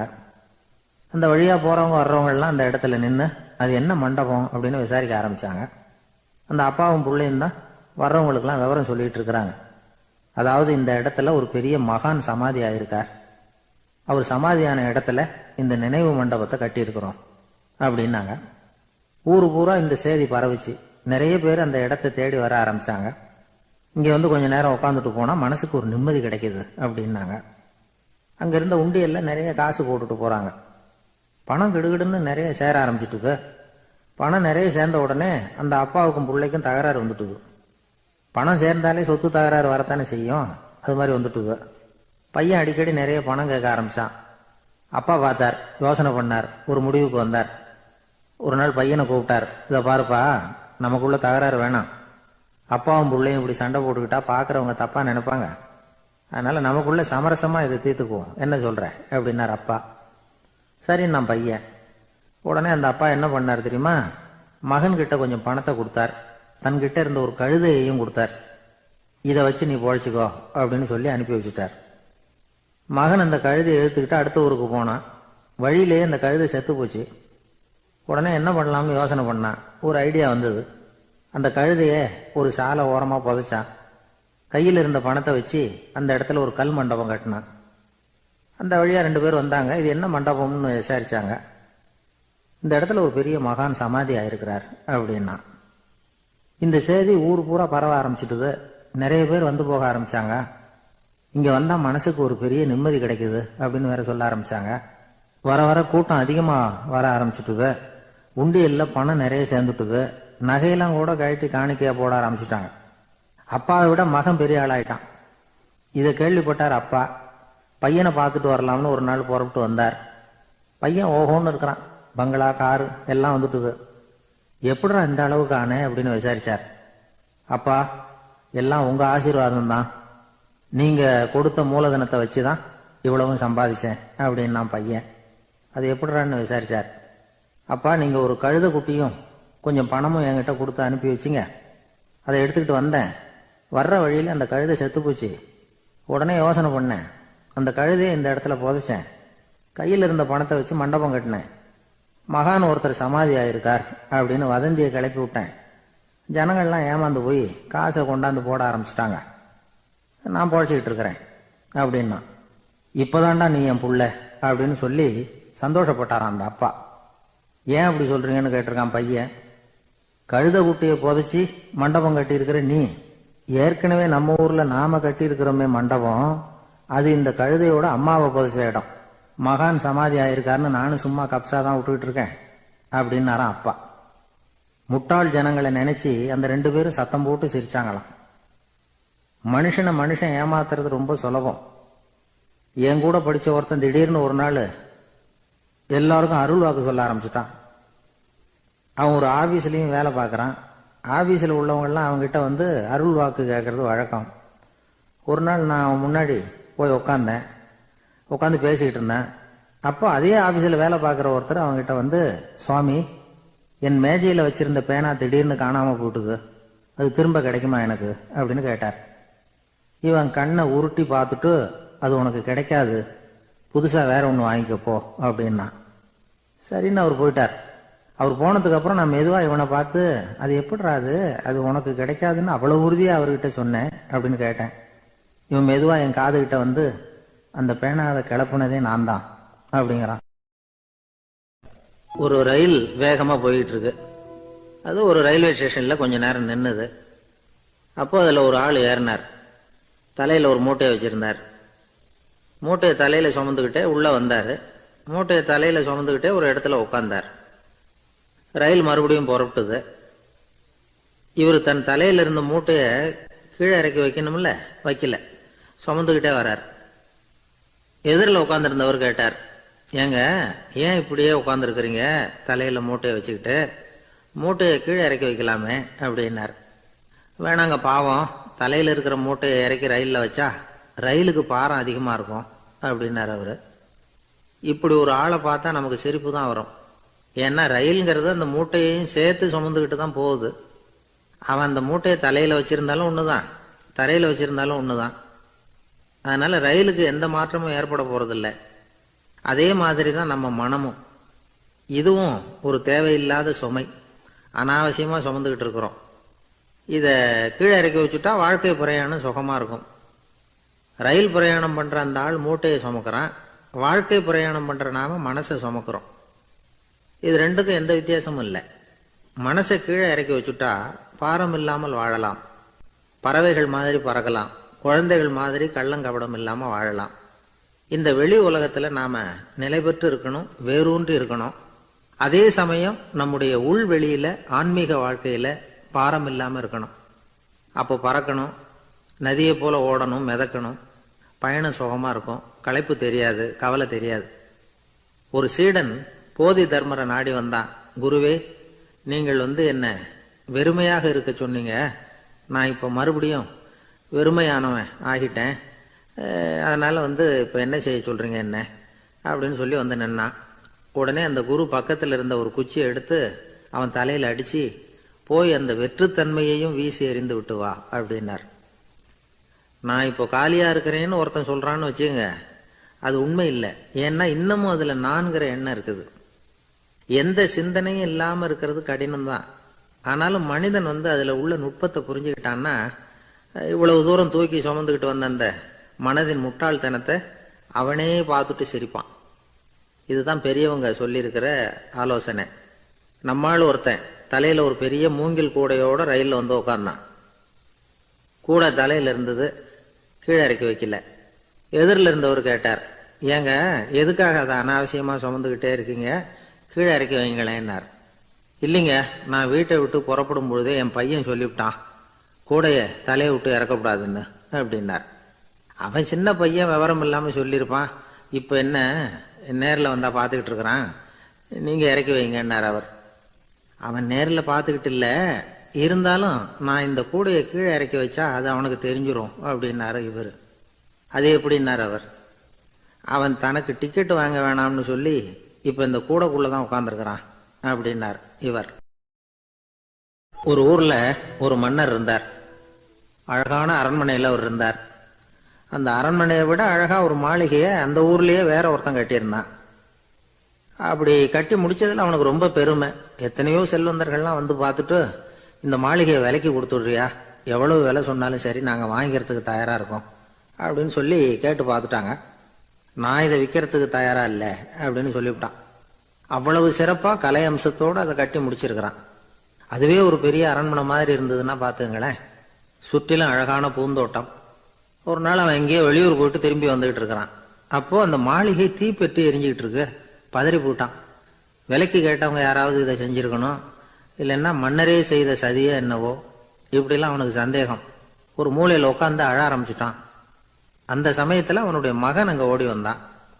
அப்பா அழாதீங்க, இதை நான் நேற்று ராத்திரியே நம்ம ஊர் மன்னருக்கு வித்துட்டேன். இதை கட்டி முடிக்க நமக்கு எவ்வளவு செலவாச்சோ அதை போல 3 மடங்கு விலைக்கு வித்துட்டேன். கவலைப்படாதீங்க, இதை விட அழகான மாளிகையை நாம புதுசா கட்டிக்கலாம்னா. இதை கேட்டதும் அழுதுகிட்டு இருந்தவன் அழுகையை நிறுத்தினான். சிரிக்க ஆரம்பிச்சுட்டான். இதே இடத்த நான் வந்து மன்னர்கிட்ட இருந்து விலைக்கு வாங்குவேன், இதை விட அழகான மாளிகையை கட்டுவேன் அப்படின்னு சுத்தி நின்ன எல்லார்கிட்டையும் சொல்லிக்கிட்டு இருந்தான். இந்த சமயத்துல அவனோட இளைய மகன் ஓடி வந்தான். அப்பா, அண்ணன் சொன்னதெல்லாம் சரிதான், மன்னர்கிட்ட விலை பேசினதெல்லாம் உண்மைதான். ஆனா வித்தது பேச்சு அளவுல தான். இனிமேதான் பத்திரம் வாங்கணும், எழுதணும், நீங்க கையெழுத்து போடணும், பதிவு பண்ணணும், மன்னர்கிட்ட பணம் வாங்கணும். அதுக்காகத்தான் உங்களை எதிர்பார்த்துக்கிட்டு இருந்தோம். அதுக்குள்ள இப்படி ஆயிட்டுதுன்னா. இப்ப சிரிச்சுக்கிட்டு இருந்தவன் சிரிப்பை நிறுத்தினான். மறுபடியும் குழந்தை மாதிரி அழ ஆரம்பிச்சுட்டான். இது ஒரு சம்பவம். இதுல இருந்து என்ன தெரியுது? அந்த அழகான மாளிகை தன்னுடையது அப்படின்னு நினைக்கும் பொழுது அவனுக்கு அழுகை வந்தது. அது தன்னுடையது இல்லை அப்படின்னு நினைக்கிற போது சிரிப்பு வந்தது. மறுபடியும் அது தன்னுடையதுதான் அப்படிங்கிற உணர்வு வரும்பொழுது அழுகை. எது எதிலிருந்து நீ நீங்கி இருக்கிறாயோ அது அதிலிருந்து உனக்கு துன்பம் இல்லை அப்படிங்கிறார் திருவள்ளுவர். இந்த உடம்பு என்னுடையதில்லை அப்படிங்கிற உணர்வு வந்துட்டா அது ஒரு பெரிய நிலை. அந்த நிலை வந்து வரணும். எல்லாத்தையும் பயன்படுத்திக்கலாம், ஆனா பற்றுல விழுந்துடக்கூடாது. உலகத்தில் இருங்கள், ஆனால் உலகத்தவராக இருக்காதீர்கள். உலகிற்குள் இருங்கள், உலகம் உங்களுக்குள் வந்துவிட அனுமதிக்காதீர்கள். விலகி இருங்கள், விழித்திருங்கள், மௌனமாய் பார்த்திருங்கள் அப்படிங்கிறது சான்றோர் கருத்து. செய்ய வேண்டிய கடமையிலிருந்து விலகி இருக்கிறவர்கள் நம்ம கிட்ட நிறைய பேர் உண்டு. அப்படிப்பட்ட ஒருத்தர் டாக்டர் கிட்ட போனார். டாக்டர், நான் ஒரு கவர்மெண்ட் ஆபீஸ்ல வேலை பார்க்கறேன், எனக்கு ஒரே அசதியா இருக்கு, என்னை சோதிச்சு பாருங்க, ஆலோசனை சொல்லுங்க ஏதாவதுன்னார். டாக்டர் அவரை பரிசோதனை பண்ணி பார்த்துட்டு சொன்னார், இதோ பாரு, உனக்கு இப்போ தேவைப்படுறது முழு ஓய்வு. நீ எவ்வளவு சீக்கிரமா ஆபீஸுக்கு போறியோ அவ்வளவுக்கு உனக்கு நல்லது அப்படின்னாராம். ஒரு ஆள் இருந்தார். அவரு தன்னை ஒரு குருன்னு சொல்லிக்கிட்டார். மௌன குரு, வாயை திறக்கிறது இல்லை. அவருக்கு 2 சீடர்கள் உண்டு. இவங்க தான் வர்றவங்க கிட்ட பேசுவாங்க, விளக்கம் கொடுப்பாங்க. ஒரு நாள் இந்த சீடர்கள் 2 பேரும் எங்கேயோ வெளியில போயிட்டாங்க. அந்த நேரம் பார்த்து ஒருத்தர் அங்க வந்தார். குரு கிட்ட போனார். குருவே, புத்தர்னா என்ன அப்படின்னு கேட்டார். குருவுக்கு ஒன்றும் புரியல. அவர் உண்மையான குருவா இருந்தாவில புரியும். திருன்னு முழிக்க ஆரம்பிச்சார். இந்த நேரம் பார்த்து இந்த சீடர்களும் எங்கேயோ போயிட்டாங்களே, என்ன பண்றது, உதவிக்கு யாராவது கிடைக்க மாட்டாங்களா அப்படின்னு அப்படி சுற்றும் முற்றும் பார்த்தார். வந்தவர் இதை கவனிச்சார். ஏதோ புரிஞ்சுக்கிட்டவர் மாதிரி அடுத்த கேள்வியை கேட்டார். தர்மம்னா என்ன சுவாமி அப்படின்னார். குருவுக்கு ரொம்ப சங்கடமா போச்சு. நம்ம நிலைமை இப்படி ஆயிட்டுதே, இக்கட்டில் விட்டுட்டு போயிட்டாங்களே, எங்கேயோ இப்படி மாட்டிக்கிட்டோமே அப்படின்னு சொல்லி விட்டத்தை பார்த்தாராம். அப்புறம் குனிஞ்சு தரைய பார்த்தார். அப்படியே உட்காந்துட்டார். வந்தவர் உடனே அடுத்த கேள்விக்கு போயிட்டாராம். தியானம்னா என்ன சுவாமின்னாராம். பாவம் என்ன பண்ணுவார் அந்த குரு, பேசாம கண்ணை கெட்டியா மூடிக்கிட்டார். இது ஏதடா வம்பா போச்சுன்னு. இவர் இப்படி பண்ணா கூட வந்தவர் சளைக்கல. இன்னொரு கேள்வியும் கேட்டார். ஆசீர்வாதம்னா என்னன்னாராம். இவர் பார்த்தார், இப்படியே போனா இவர் கேள்வி கேட்கறத நிறுத்த மாட்டார்னு நினைச்சுக்கிட்டு எனக்கு ஒண்ணுமே தெரியாதுங்கிற பாவனையில 2 கையையும் விரிச்சு காட்டினாராம். வந்தவர் முகத்துல மகிழ்ச்சி, மன நிறைவு. ஏதோ எல்லாம் புரிஞ்சுக்கிட்ட ஒரு மாதிரி அங்கிருந்து புறப்பட்டு போனார். வழியில அந்த குருவோட சீடர்கள் 2 பேரையும் சந்திச்சார். உங்க குருவை நாங்க பார்த்துட்டு வரோம் அப்படின்னாராம். இவரு என்ன நடந்ததுன்னு கேட்டிருக்காங்க அவங்க. இவர் விவரமா சொன்னாராம். உங்க குரு தெரியுமா, எப்பேற்பட்ட ஞானி தெரியுமா? புத்தர்னா என்னன்னு கேட்டேன். அதுக்கு அவர் அப்படியும் இப்படியும் பார்த்தார். அதுக்கு என்ன அர்த்தம் தெரியுமா? மக்கள் புத்தரை அங்கேயும் இங்கேயும் தேடுறாங்க, உண்மையில் அவர் அங்கேயும் இங்கேயும் தேடி கண்டுபிடிக்க முடியாது அப்படிங்கிறத அவர் செய்கை மூலமாக உணர்த்தினார். அதுக்கப்புறம் தர்மம்னா என்னன்னு கேட்டேன். ஒரு மேலையும் கீழையும் பார்த்து தர்மம் சமமானது, அதில் உயர்வு தாழ்வு இல்லை அப்படிங்கிறத உணர்த்தினார். அதுக்கப்புறம் தியானம்னா என்னன்னு கேட்டேன். கண்ணை மூடிக்கிட்டார். கண்ணை மூடி காணும் அற்புதம் அதுங்கிறத புரிஞ்சுக்கிட்டேன். கடைசியா ஆசீர்வதிக்கப்படுறது பற்றி கேட்டேன். கைகளை நீட்டி உதவுறது தான் அது அப்படிங்கிறத 2 கையையும் விரித்து உணர்த்தினார். எவ்வளவு பெரிய மகான் அவர் அப்படின்னு சொல்லிவிட்டு அவர் பாட்டுக்கு போயிட்டார். சீடர்கள் அதுக்கப்புறம் மெதுவாக குரு கிட்ட வந்து சேர்ந்தாங்களாம். அவங்கள பார்த்ததும் குருவுக்கு கோபம் வந்துட்டுது. அடே பாவிகளா, எங்கடா போய் தொலைஞ்சிங்க? நான் ஒரு ஆளுகிட்ட மாட்டிக்கிட்டு என்ன பாடுபட்டிருக்கேன் தெரியுமா அப்படின்னாராம். இது மாதிரி தான் சாதாரண மனிதர்களின் புற வேடங்களில் மயங்கி போயிடுறோம். அவங்க பேச்சு, செய்கை, பார்வை இதுல எல்லாம் ஏதோ பெரிய தத்துவம் இருக்கிறதாக நினைச்சுக்கிறோம். உண்மையிலேயே அந்த தத்துவங்கள் யாருக்கு சொந்தம்? அவங்களுக்கு இல்லை, நமக்கு தான் சொந்தம். நாம தானே அதை கற்பிச்சுக்கிட்டோம். நம்மை நாம அடையாளம் கண்டுக்கிறது இல்லை, நாம யாருங்கிறது நமக்கு புரியறது இல்லை. அதுதான் இன்னைக்கு நடக்கிறது. அதனால தான் அடுத்தவங்களை தேடி ஓடிட்டு இருக்கிறோம். சில வீடுகளில் கூட இது மாதிரி சைகைகள் உண்டு. சில குடும்ப தலைவர்கள் தினமும் காலையில் கண்ணை கெட்டியாக மூடிக்கிட்டு கை 2யும் சுத்தமாக விரித்து வச்சுக்கிட்டு உட்காந்து தியானம் பண்ணுறது வழக்கம். எதுக்காக அப்படி பண்ணுறீங்கன்னு ஒருத்தரை பார்த்து கேட்டேன். இந்த மாதம் வாங்கின சம்பளம் பூரா தீர்ந்து போச்சு, இனிமேல் என் கையில் சுத்தமாக ஒன்றும் இல்லை, புதுசாக எதுவும் செலவு வச்சுடாத அப்படிங்கிறத அப்படி உள்ளங்கை 2யும் விரித்து காட்டி அவங்களுக்கு உணர்த்துறேன், அவ்வளவுதான் அப்படின்னு. ஒரு நாள் ஒரு நண்பரை சந்தித்தேன். உங்கள் வீடு எதுன்னு உங்களுக்கு தெரியுமா சார்ன்னு. அவர் என்ன ஒரு மாதிரியாக பார்த்தார். அப்புறம் சொன்னார், தெரியும் அப்படின்னாரு. சரி, உங்கள் தொலைபேசி எண் உங்களுக்கு தெரியுமான்னு. அதுவும் தெரியும்னார். உங்கள் மனைவி மக்கள் யார் யாருன்னு உங்களுக்கு தெரியுமான்னு கேட்டேன். என்ன ஒரு மாதிரியாக பார்த்தார். அப்புறம் சொன்னார், அதுவும் தெரியும் சார் அப்படின்னார். சரி, நீங்கள் யாருன்னு உங்களுக்கு தெரியுமான்னு கேட்டேன். இப்போதான் அவர் முழிக்க ஆரம்பிச்சார். அவர் மட்டும் அப்படி இல்லை, நாம எல்லாருமே அப்படிதான். எதிரில் நிற்கிறது யாருங்கிறது தெரியும், நாம யாருன்னு நமக்கு தெரியாது. உண்மையிலேயே நாம யார்?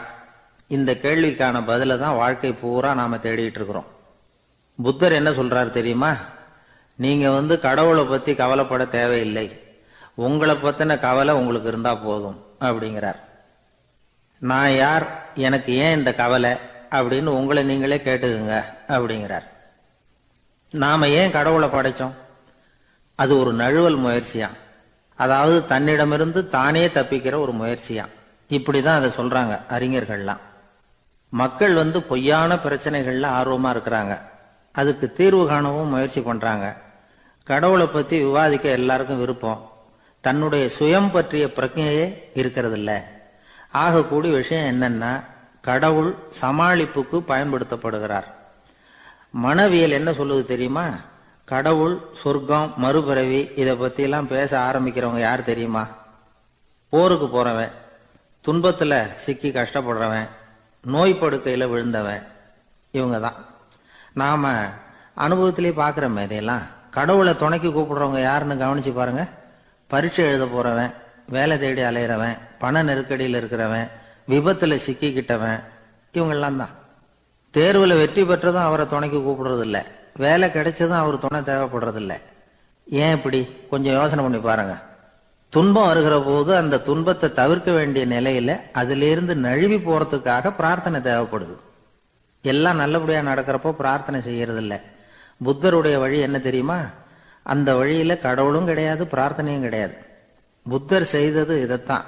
அதாவது கடவுள்கிட்ட இருந்து மனிதனையும், மனிதன் கிட்ட இருந்து கடவுளையும் அவர் விடுவித்தார்.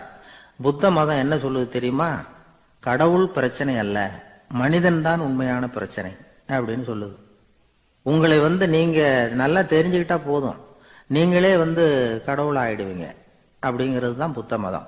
அதனால நமக்கு தேவை உள்முக பயணம். நான் யார் அப்படிங்கிற கேள்வியோட உள்ள போகணும். அங்க போனாதான் தெரியும் நான் அப்படின்னு அங்க யாருமே இல்லைங்கிறது. இதெல்லாம் புத்தர் சொல்லுகிற ஒரு தத்துவம். தத்துவம்னு சொன்னாவே நமக்கெல்லாம் அதை புரிஞ்சுக்கிறது கஷ்டம்தான். நம்ம பொறுத்த வரைக்கும் தத்துவம்ங்கிறதுல 2 வகை உண்டு. ஒன்னு தத்துவம், இன்னொன்னு மகா தத்துவம். தத்துவம்னா என்ன தெரியுமா? கேட்கறவங்களுக்கு புரியப்படாது. அதுதான் தத்துவம். மகா தத்துவம் என்னன்னா சொல்றவங்களுக்கும் புரியப்படாது. அந்த வகையில பார்த்தா இன்று ஒரு தகவலும் ஒரு மகா தத்துவம் தான். ஒரு ஊர்ல ஒரு ஆள் இருந்தான். கற்பனையிலேயே காலத்தை கடத்திக்கிட்டு இருந்தான். ஒரு நாள் ஒரு மரத்தடியில உட்கார்ந்துருந்தான். அவனுக்கு பசிக்கிற மாதிரி தெரிஞ்சது. உடனே கற்பனையிலேயே சாப்பிட ஆரம்பிச்சுட்டான். அதாவது எதிரில் இலை போட்டு சாப்பாடு போடப்பட்டிருக்கிறதாகவும் அதை இவன் சாப்பிட்றதாகவும் நினைச்சுக்கிட்டு கையை மட்டும் வாய்க்கும் தரைக்குமா அப்படியும் இப்படியும் கொண்டுகிட்டு போய் பாவனை பண்ணிக்கிட்டே இருக்கிறான். தூரத்துல இருந்து பாக்குறவங்களுக்கு இவன் ஏதோ பலமான விருந்து சாப்பிட்டுட்டு இருக்கிறான் அப்படின்னு தான் தோணும். அது மாதிரியே பண்ணிக்கிட்டு இருந்தான். அந்த வழியா ஒரு சன்னியாசி வந்துகிட்டு இருந்தார். இவனை பார்த்தார். என்ன இவன் இப்படி பண்ணிட்டு இருக்கிறானே அப்படின்னு நினைச்சாரு. கொஞ்ச நேரம் அவனையே உத்து பார்த்துக்கிட்டு இருந்தார். இவரை பார்த்ததும் அவன் இன்னமும் சுவாரஸ்யமா சாப்பிட ஆரம்பிச்சுட்டான். அப்பப்பா என்ன இது, இந்த குழம்பு இவ்வளவு காரமா இருக்கு, என்னுடைய நாக்கே எரிஞ்சு போடும் போல இருக்கு அப்படின்னு சொல்லிட்டு பக்கத்துல ஒரு குவளையை எடுத்து தண்ணி குடிக்கிறது மாதிரி பாவனை பண்றான். அப்பாடா இப்ப கொஞ்சம் பரவாயில்ல அப்படின்னு சொல்லிட்டு குவளையை கீழே வைக்கிறது மாதிரி ஒரு பாவனை பண்றான். சன்னியாசி பார்த்தார். என்னப்பா சாப்பாட்டுல காரம் அதிகமோ அப்படின்னார். ஆமா சுவாமி, ஞாபகம் மறதியில் கொஞ்சம் மிளகாய் அதிகமா சேர்த்துக்கிட்டேன் அப்படின்னா. சரி சாப்பிடு அப்படின்னு சொல்லிட்டார். அவன் சாப்பிட்டு முடிக்கிற வரைக்கும் பொறுமையா உட்காந்துருந்தார். அவன் அப்பாடா அப்படின்னு சொல்லிட்டு மறுபடியும் தண்ணியை எடுத்து குடிச்சான். எல்லாம் கற்பனையிலேயே. அதுக்கப்புறம் சன்னியாசி பேச ஆரம்பிச்சார். இதை பாருப்பா, உன்னுடைய கற்பனையை நான் மெச்சுறேன். இருந்தாலும் உன் சாப்பாட்டுல ஒரு இனிப்பையும் வச்சிருக்கலாமே, ஏன் மிளகாய அளவுக்கு அதிகமா போட்டுட்டு அவஸ்தைப்படுற அப்படின்னார். அவன் யோசிக்க ஆரம்பிச்சான். அதுக்கப்புறம் இவர் சொன்னார், இதை பாருப்பா, இனிமேல உன்னுடைய கற்பனையும் உயர்ந்ததாக இருக்கட்டும் அப்படின்னு உபதேசம் பண்ணிவிட்டு போனார். எப்பவும் உயர்வை பத்தியே சிந்திக்கணும். உயர்வு கிடைக்கலன்னா கூட அப்படி சிந்திக்கிறத நிறுத்தப்படாது அப்படிங்கிறார் திருவள்ளுவர். உள்ளுவது எல்லாம் உயர் உள்ளல், மற்ற அது தள்ளினும் தள்ளாமை நேர்த்து. ஊக்கம் இல்லாம உலகத்துல வாழ்ந்து பிரயோஜனம் இல்லை. அதனால உயர்வாவே சிந்திக்கணும். அது நம்மளை ஊக்கப்படுத்தும். இது பெரியோர் வாக்கு. இந்த உலகத்துல கற்பனையிலேயே வாழ்கிற சில கஞ்சர்களும் உண்டு. அதாவது 2 கஞ்சர்கள், 2 பேரும் பக்கத்து பக்கத்து ஊர்ல இருந்தாங்க. பொங்கல் சமயம். ஒரு கஞ்சன் தன்னுடைய மகனை கூப்பிட்டான். இதோ பாருப்பா, பக்கத்து ஊர்ல என்னுடைய நண்பன் ஒருத்தன் இருக்கிறான். அவனுக்கு பொங்கல் பரிசு ஏதாவது கொடுக்கணும். நான் ஒரு 4 ஆட்டுக்குட்டியை தரேன், நீ கொண்டுகிட்டு போய் கொடுத்துட்டு வந்து விடுறியா அப்படின்னு கேட்டான். சரி நான் புள்ள, ஒரு பைய கையில் எடுத்துக்கோன்னா. அவன் எடுத்துக்கிட்டான். இந்த ஆட்டுக்குட்டி பிடிச்சிக்கோ அப்படின்னு சொல்லி ஒவ்வொன்னா போடுறேன் பார் அப்படின்னு சொல்லிட்டு 1 2 3 4 அப்படின்னு எண்ணிக்கிட்டே வெறும் சைகையாலேயே ஆட்டுக்குட்டியை பிடிச்சி போடுறது மாதிரி பாவனை பண்ணிட்டு இருக்கிறான். அவன் பிள்ளையும் அது ரொம்ப அக்கறையா வாங்கிக்கிறது மாதிரி வாங்கிக்கிட்டு அந்த பைய தூக்கிட்டு அடுத்த ஊருக்கு போறான். இவன் அங்க போய் சேர்ந்த நேரத்துல அந்த கஞ்சன் ஊர்ல இல்ல, எங்கேயோ வெளியில போயிருக்கிறான். அவனோட புள்ள மட்டும்தான் வீட்டுல இருந்தான். இவன் அவன்கிட்ட, இதை பாரு, எங்க அப்பா உங்க அப்பாவுக்கு ஆட்டுக்குட்டி கொடுத்து அனுப்பியிருக்கிறாரு, பிடிச்சிக்கோ அப்படின்னு சொல்லி பாவனையிலேயே ஒவ்வொன்னா எடுத்து அவன்கிட்ட கொடுத்துட்டான். அவனும் வாங்கிட்டான் வாங்குறது மாதிரி. அப்புறம் சொன்னான், சரிப்பா நானும் பதிலுக்கு ஏதாவது ஒன்னுகிட்ட கொடுக்கணும் இல்லையா, அதனால அந்த பைய புடி, ஒரு 10 எலுமிச்சம்பழம் தரேன், பதிலுக்கு அதை நீ எடுத்துட்டு போ அப்படின்னு சொல்லி கையாலேயே ஒவ்வொன்னா எடுத்து போடுறது மாதிரி பாவனை பண்ணிவிட்டான். அவனும் ரொம்ப நன்றி அப்படின்னு சொல்லிவிட்டு அதை வாங்கிட்டு போயிட்டான். கொஞ்ச நேரம் கழிச்சு வெளியில போயிருந்த அப்பங்காரன் திரும்பி வந்தான். உள்ள சொன்னான், அப்பா, உன்னோட நண்பர் அவருடைய மகன் மூலமா உனக்கு 6 ஆட்டுக்குட்டி கொடுத்து அனுப்பியிருந்தார். நானும் பதிலுக்கு ஒரு 10 எலுமிச்சம்பழம் கொடுத்து அனுப்பியிருக்கிறேன் அப்படின்னா. எப்படிடா கொடுத்தேன்னு கேட்டார் அப்பா. இப்படிதான் கொடுத்தேன்னு சொல்லி சைகையிலேயே காட்டினான். இதை பார்த்ததும் அப்பங்காரனுக்கு பயங்கரமா கோபம் வந்துட்டுது. பலார்னு அரைஞ்சுட்டான் பையனு. ஏன்பா அரைஞ்ச, 10 எலுமிச்சம்பழம் கொடுத்துட்டேனே அப்படிங்கிறதுக்காகவா அப்படின்னு கேட்டான். அது கூட பரவாயில்ல, நீ காட்டுற சைகையை பார்த்தா ஆரஞ்சு பழம் சைஸுக்கு இருக்குதே, அவ்வளவு பெருசா ஏன் கொடுத்த, அதுதான் எனக்கு கோபம் அப்படின்னா. ஒரு ஊர்ல ஒரு சித்தர் இருந்தார், சூஃபி சித்தர். அவர் ஞானம் பெற்ற ஒரு சித்தர். ஒரு நாள் அந்த நாட்டு மன்னன் அவரை பார்க்கறதுக்காக வந்தான். என்ன வேணும் உனக்குன்னு கேட்டார். நான் கடவுளை பார்க்கணும், அதுக்கு நீங்க தான் உதவி பண்ணணும் அப்படின்னா அவன். சித்தர் கொஞ்சம் யோசனை பண்ணார். சரி போயிட்டு நாளைக்கு வாடினார். அதே மாதிரி மன்னன் போயிட்டு அடுத்த நாள் வந்தான். இங்க நீ என்னோட ஒரு வாரம் தங்கியிருக்க வேண்டியிருக்கும்னார். சரின்னா ஒரு பிச்சை பாத்திரத்தை தூக்கி கையில கொடுத்தார். அவனுக்கு ஒன்றும் புரியல, இருந்தாலும் வாங்கிட்டான். வாங்கிட்டு இதை என்ன செய்யணும் அப்படின்னு கேட்டான். இதை ஒன்றும் செய்ய வேணாம், இதை எடுத்துக்கிட்டு பக்கத்தில் உள்ள கிராமங்களுக்கு போ, வீடு வீடா பிச்சை எடுத்துக்கிட்டு வா. அப்படி வந்த பிறகுதான் உனக்கு சாப்பாடும் ஓய்வும் கிடைக்கும். ஒரு வாரம் இப்படி செய், அதுக்கப்புறம் 8வது நாள் நாம கடவுளை பத்தி யோசிக்கலாம் அப்படின்னார். இப்படி ஒரு சொன்னதை கேட்டதும் அந்த அரசனுக்கு அதிர்ச்சி ஆயிட்டுது. ஒரு மாதிரி ஆயிட்டான். தன்னுடைய சொந்த நாட்டில் சொந்த குடிமக்கள் கிட்ட போய் பிச்சை எடுக்கிறதா அப்படின்னு யோசனை பண்ணி பார்த்தான். அதுக்கப்புறம் மெதுவா அவன் அந்த சித்தரை பார்த்தான். ஐயா, சொந்த நாட்டிலேயே பிச்சை எடுக்கிறதுன்னா எனக்கு ஒரு மாதிரியா இருக்கு, வெக்கமா இருக்கு. நான் வேணும்னா வெளி தேசத்துல எங்கேயாவது போய் பிச்சை எடுக்கவா அப்படின்னு கேட்டான். இதுக்கு அந்த சித்தர் ஒரு சம்மதிக்கல.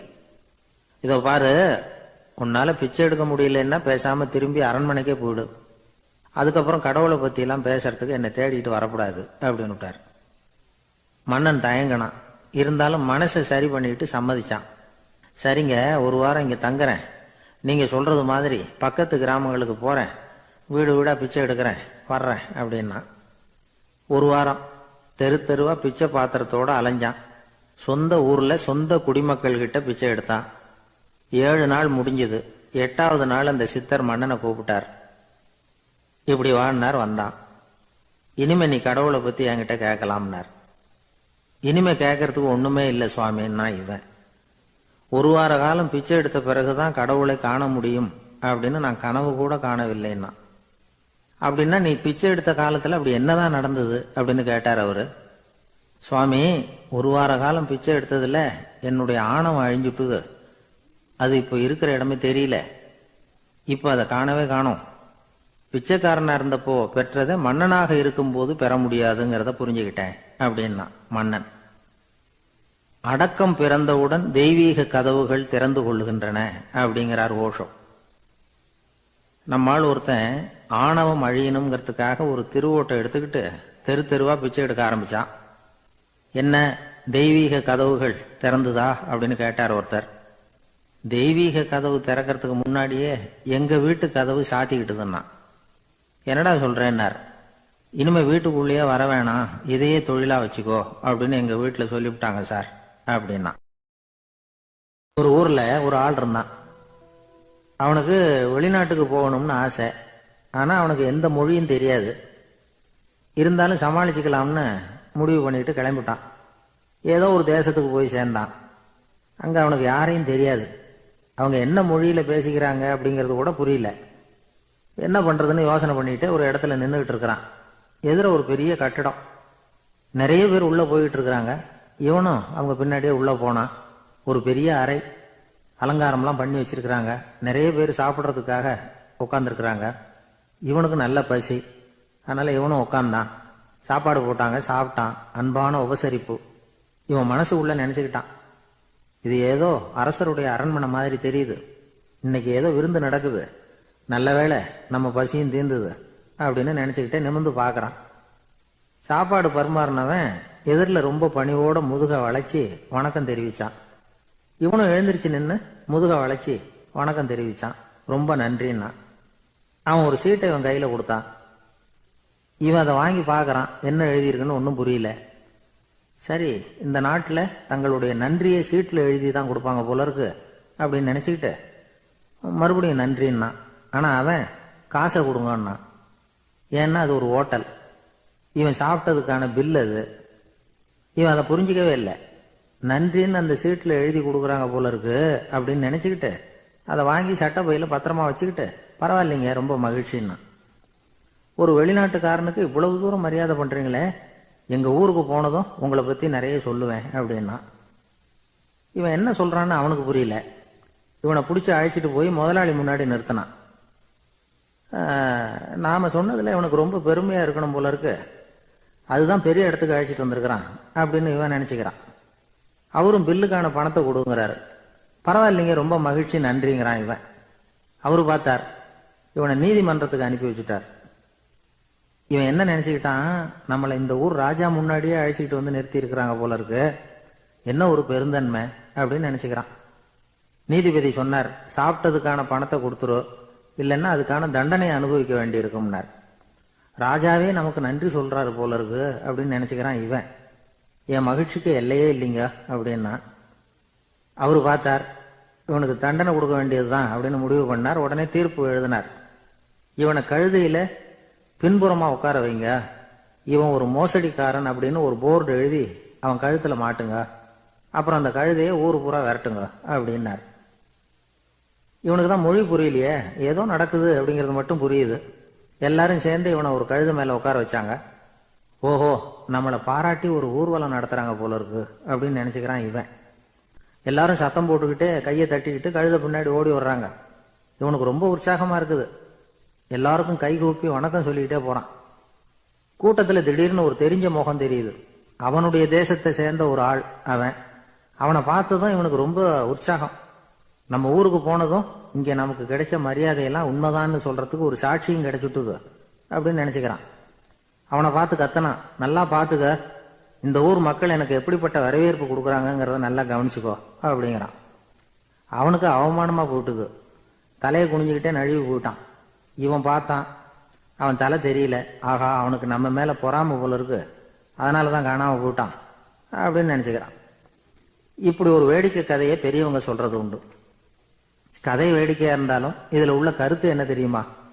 அந்த கழுதை மேல உட்கார்ந்துருக்கிறானே, அது மாதிரிதான் நாமளும் அகங்காரம்ங்கிற கழுதை மேல உட்காந்துக்கிட்டு இருக்கோமா. நாமளும் கிட்டத்தட்ட அதே மாதிரி பிரம்மையில தான் இருக்கிறோமா.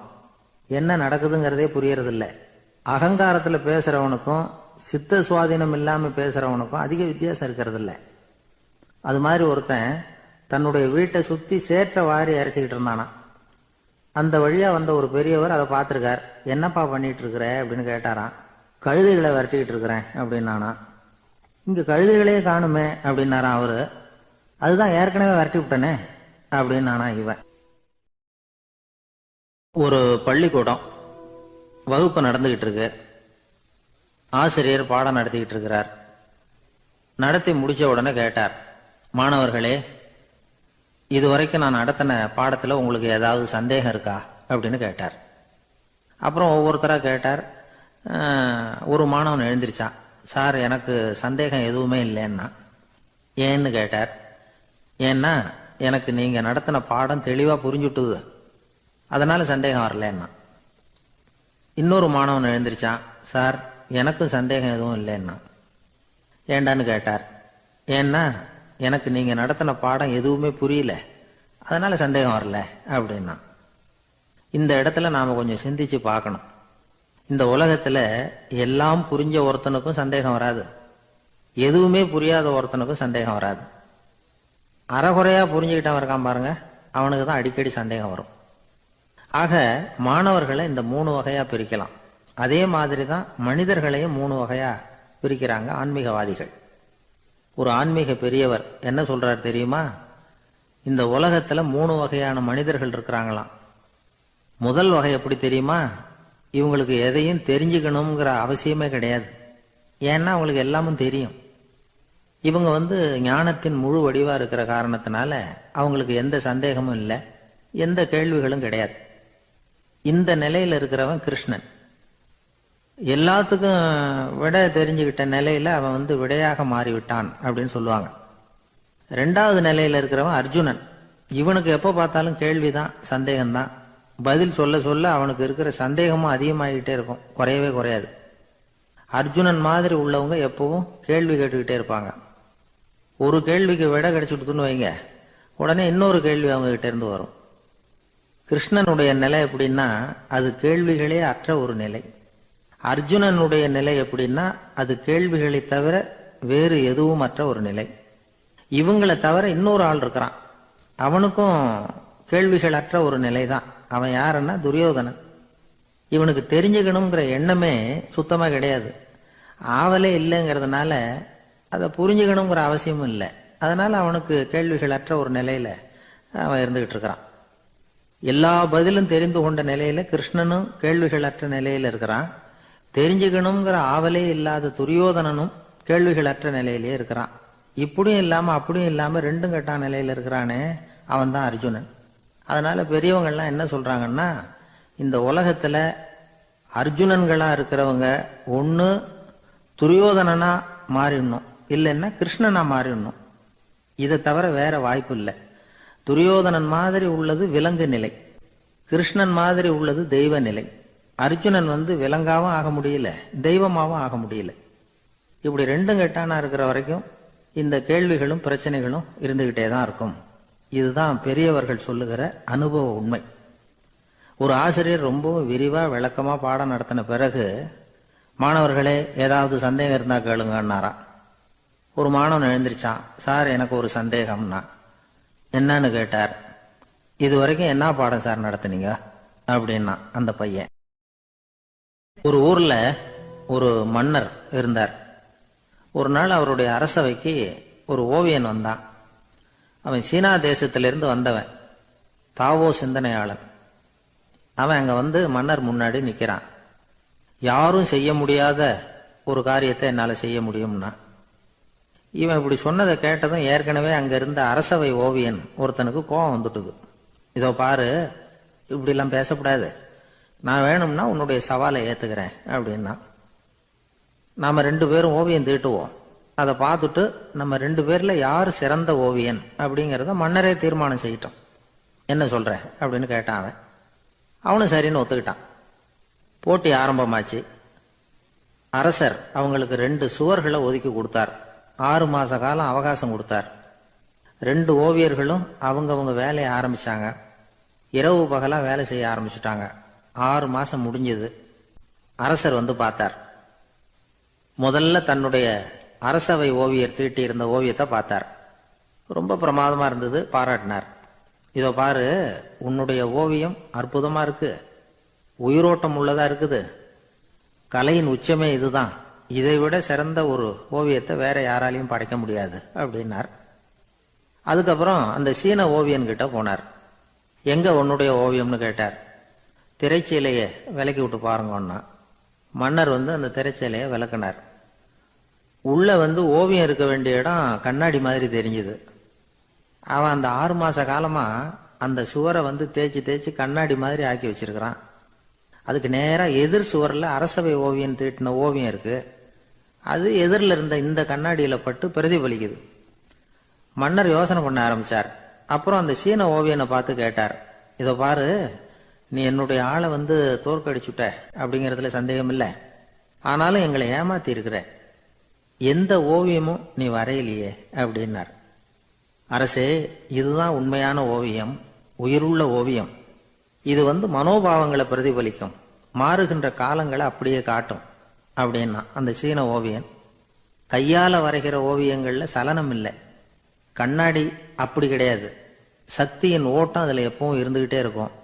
கண்ணாடி மட்டுமே ஜீவனுள்ள ஓவியமா இருக்க முடியுங்கிறத அந்த சீன ஓவியன் தெரிஞ்சு வச்சிருந்தான். ஏன்னா அவன் ஒரு தாவோ சிந்தனையாளன். ஒவ்வொரு குழந்தையும் இந்த கண்ணாடியோட தான் பிறக்குது. ஆனா நாம என்ன செய்யறோம்னா ஓவியங்களை கண்ணாடி மீது பதிப்பிச்சு விடுறோம். கண்ணாடி நம்மளை பிரதிபலிக்குது.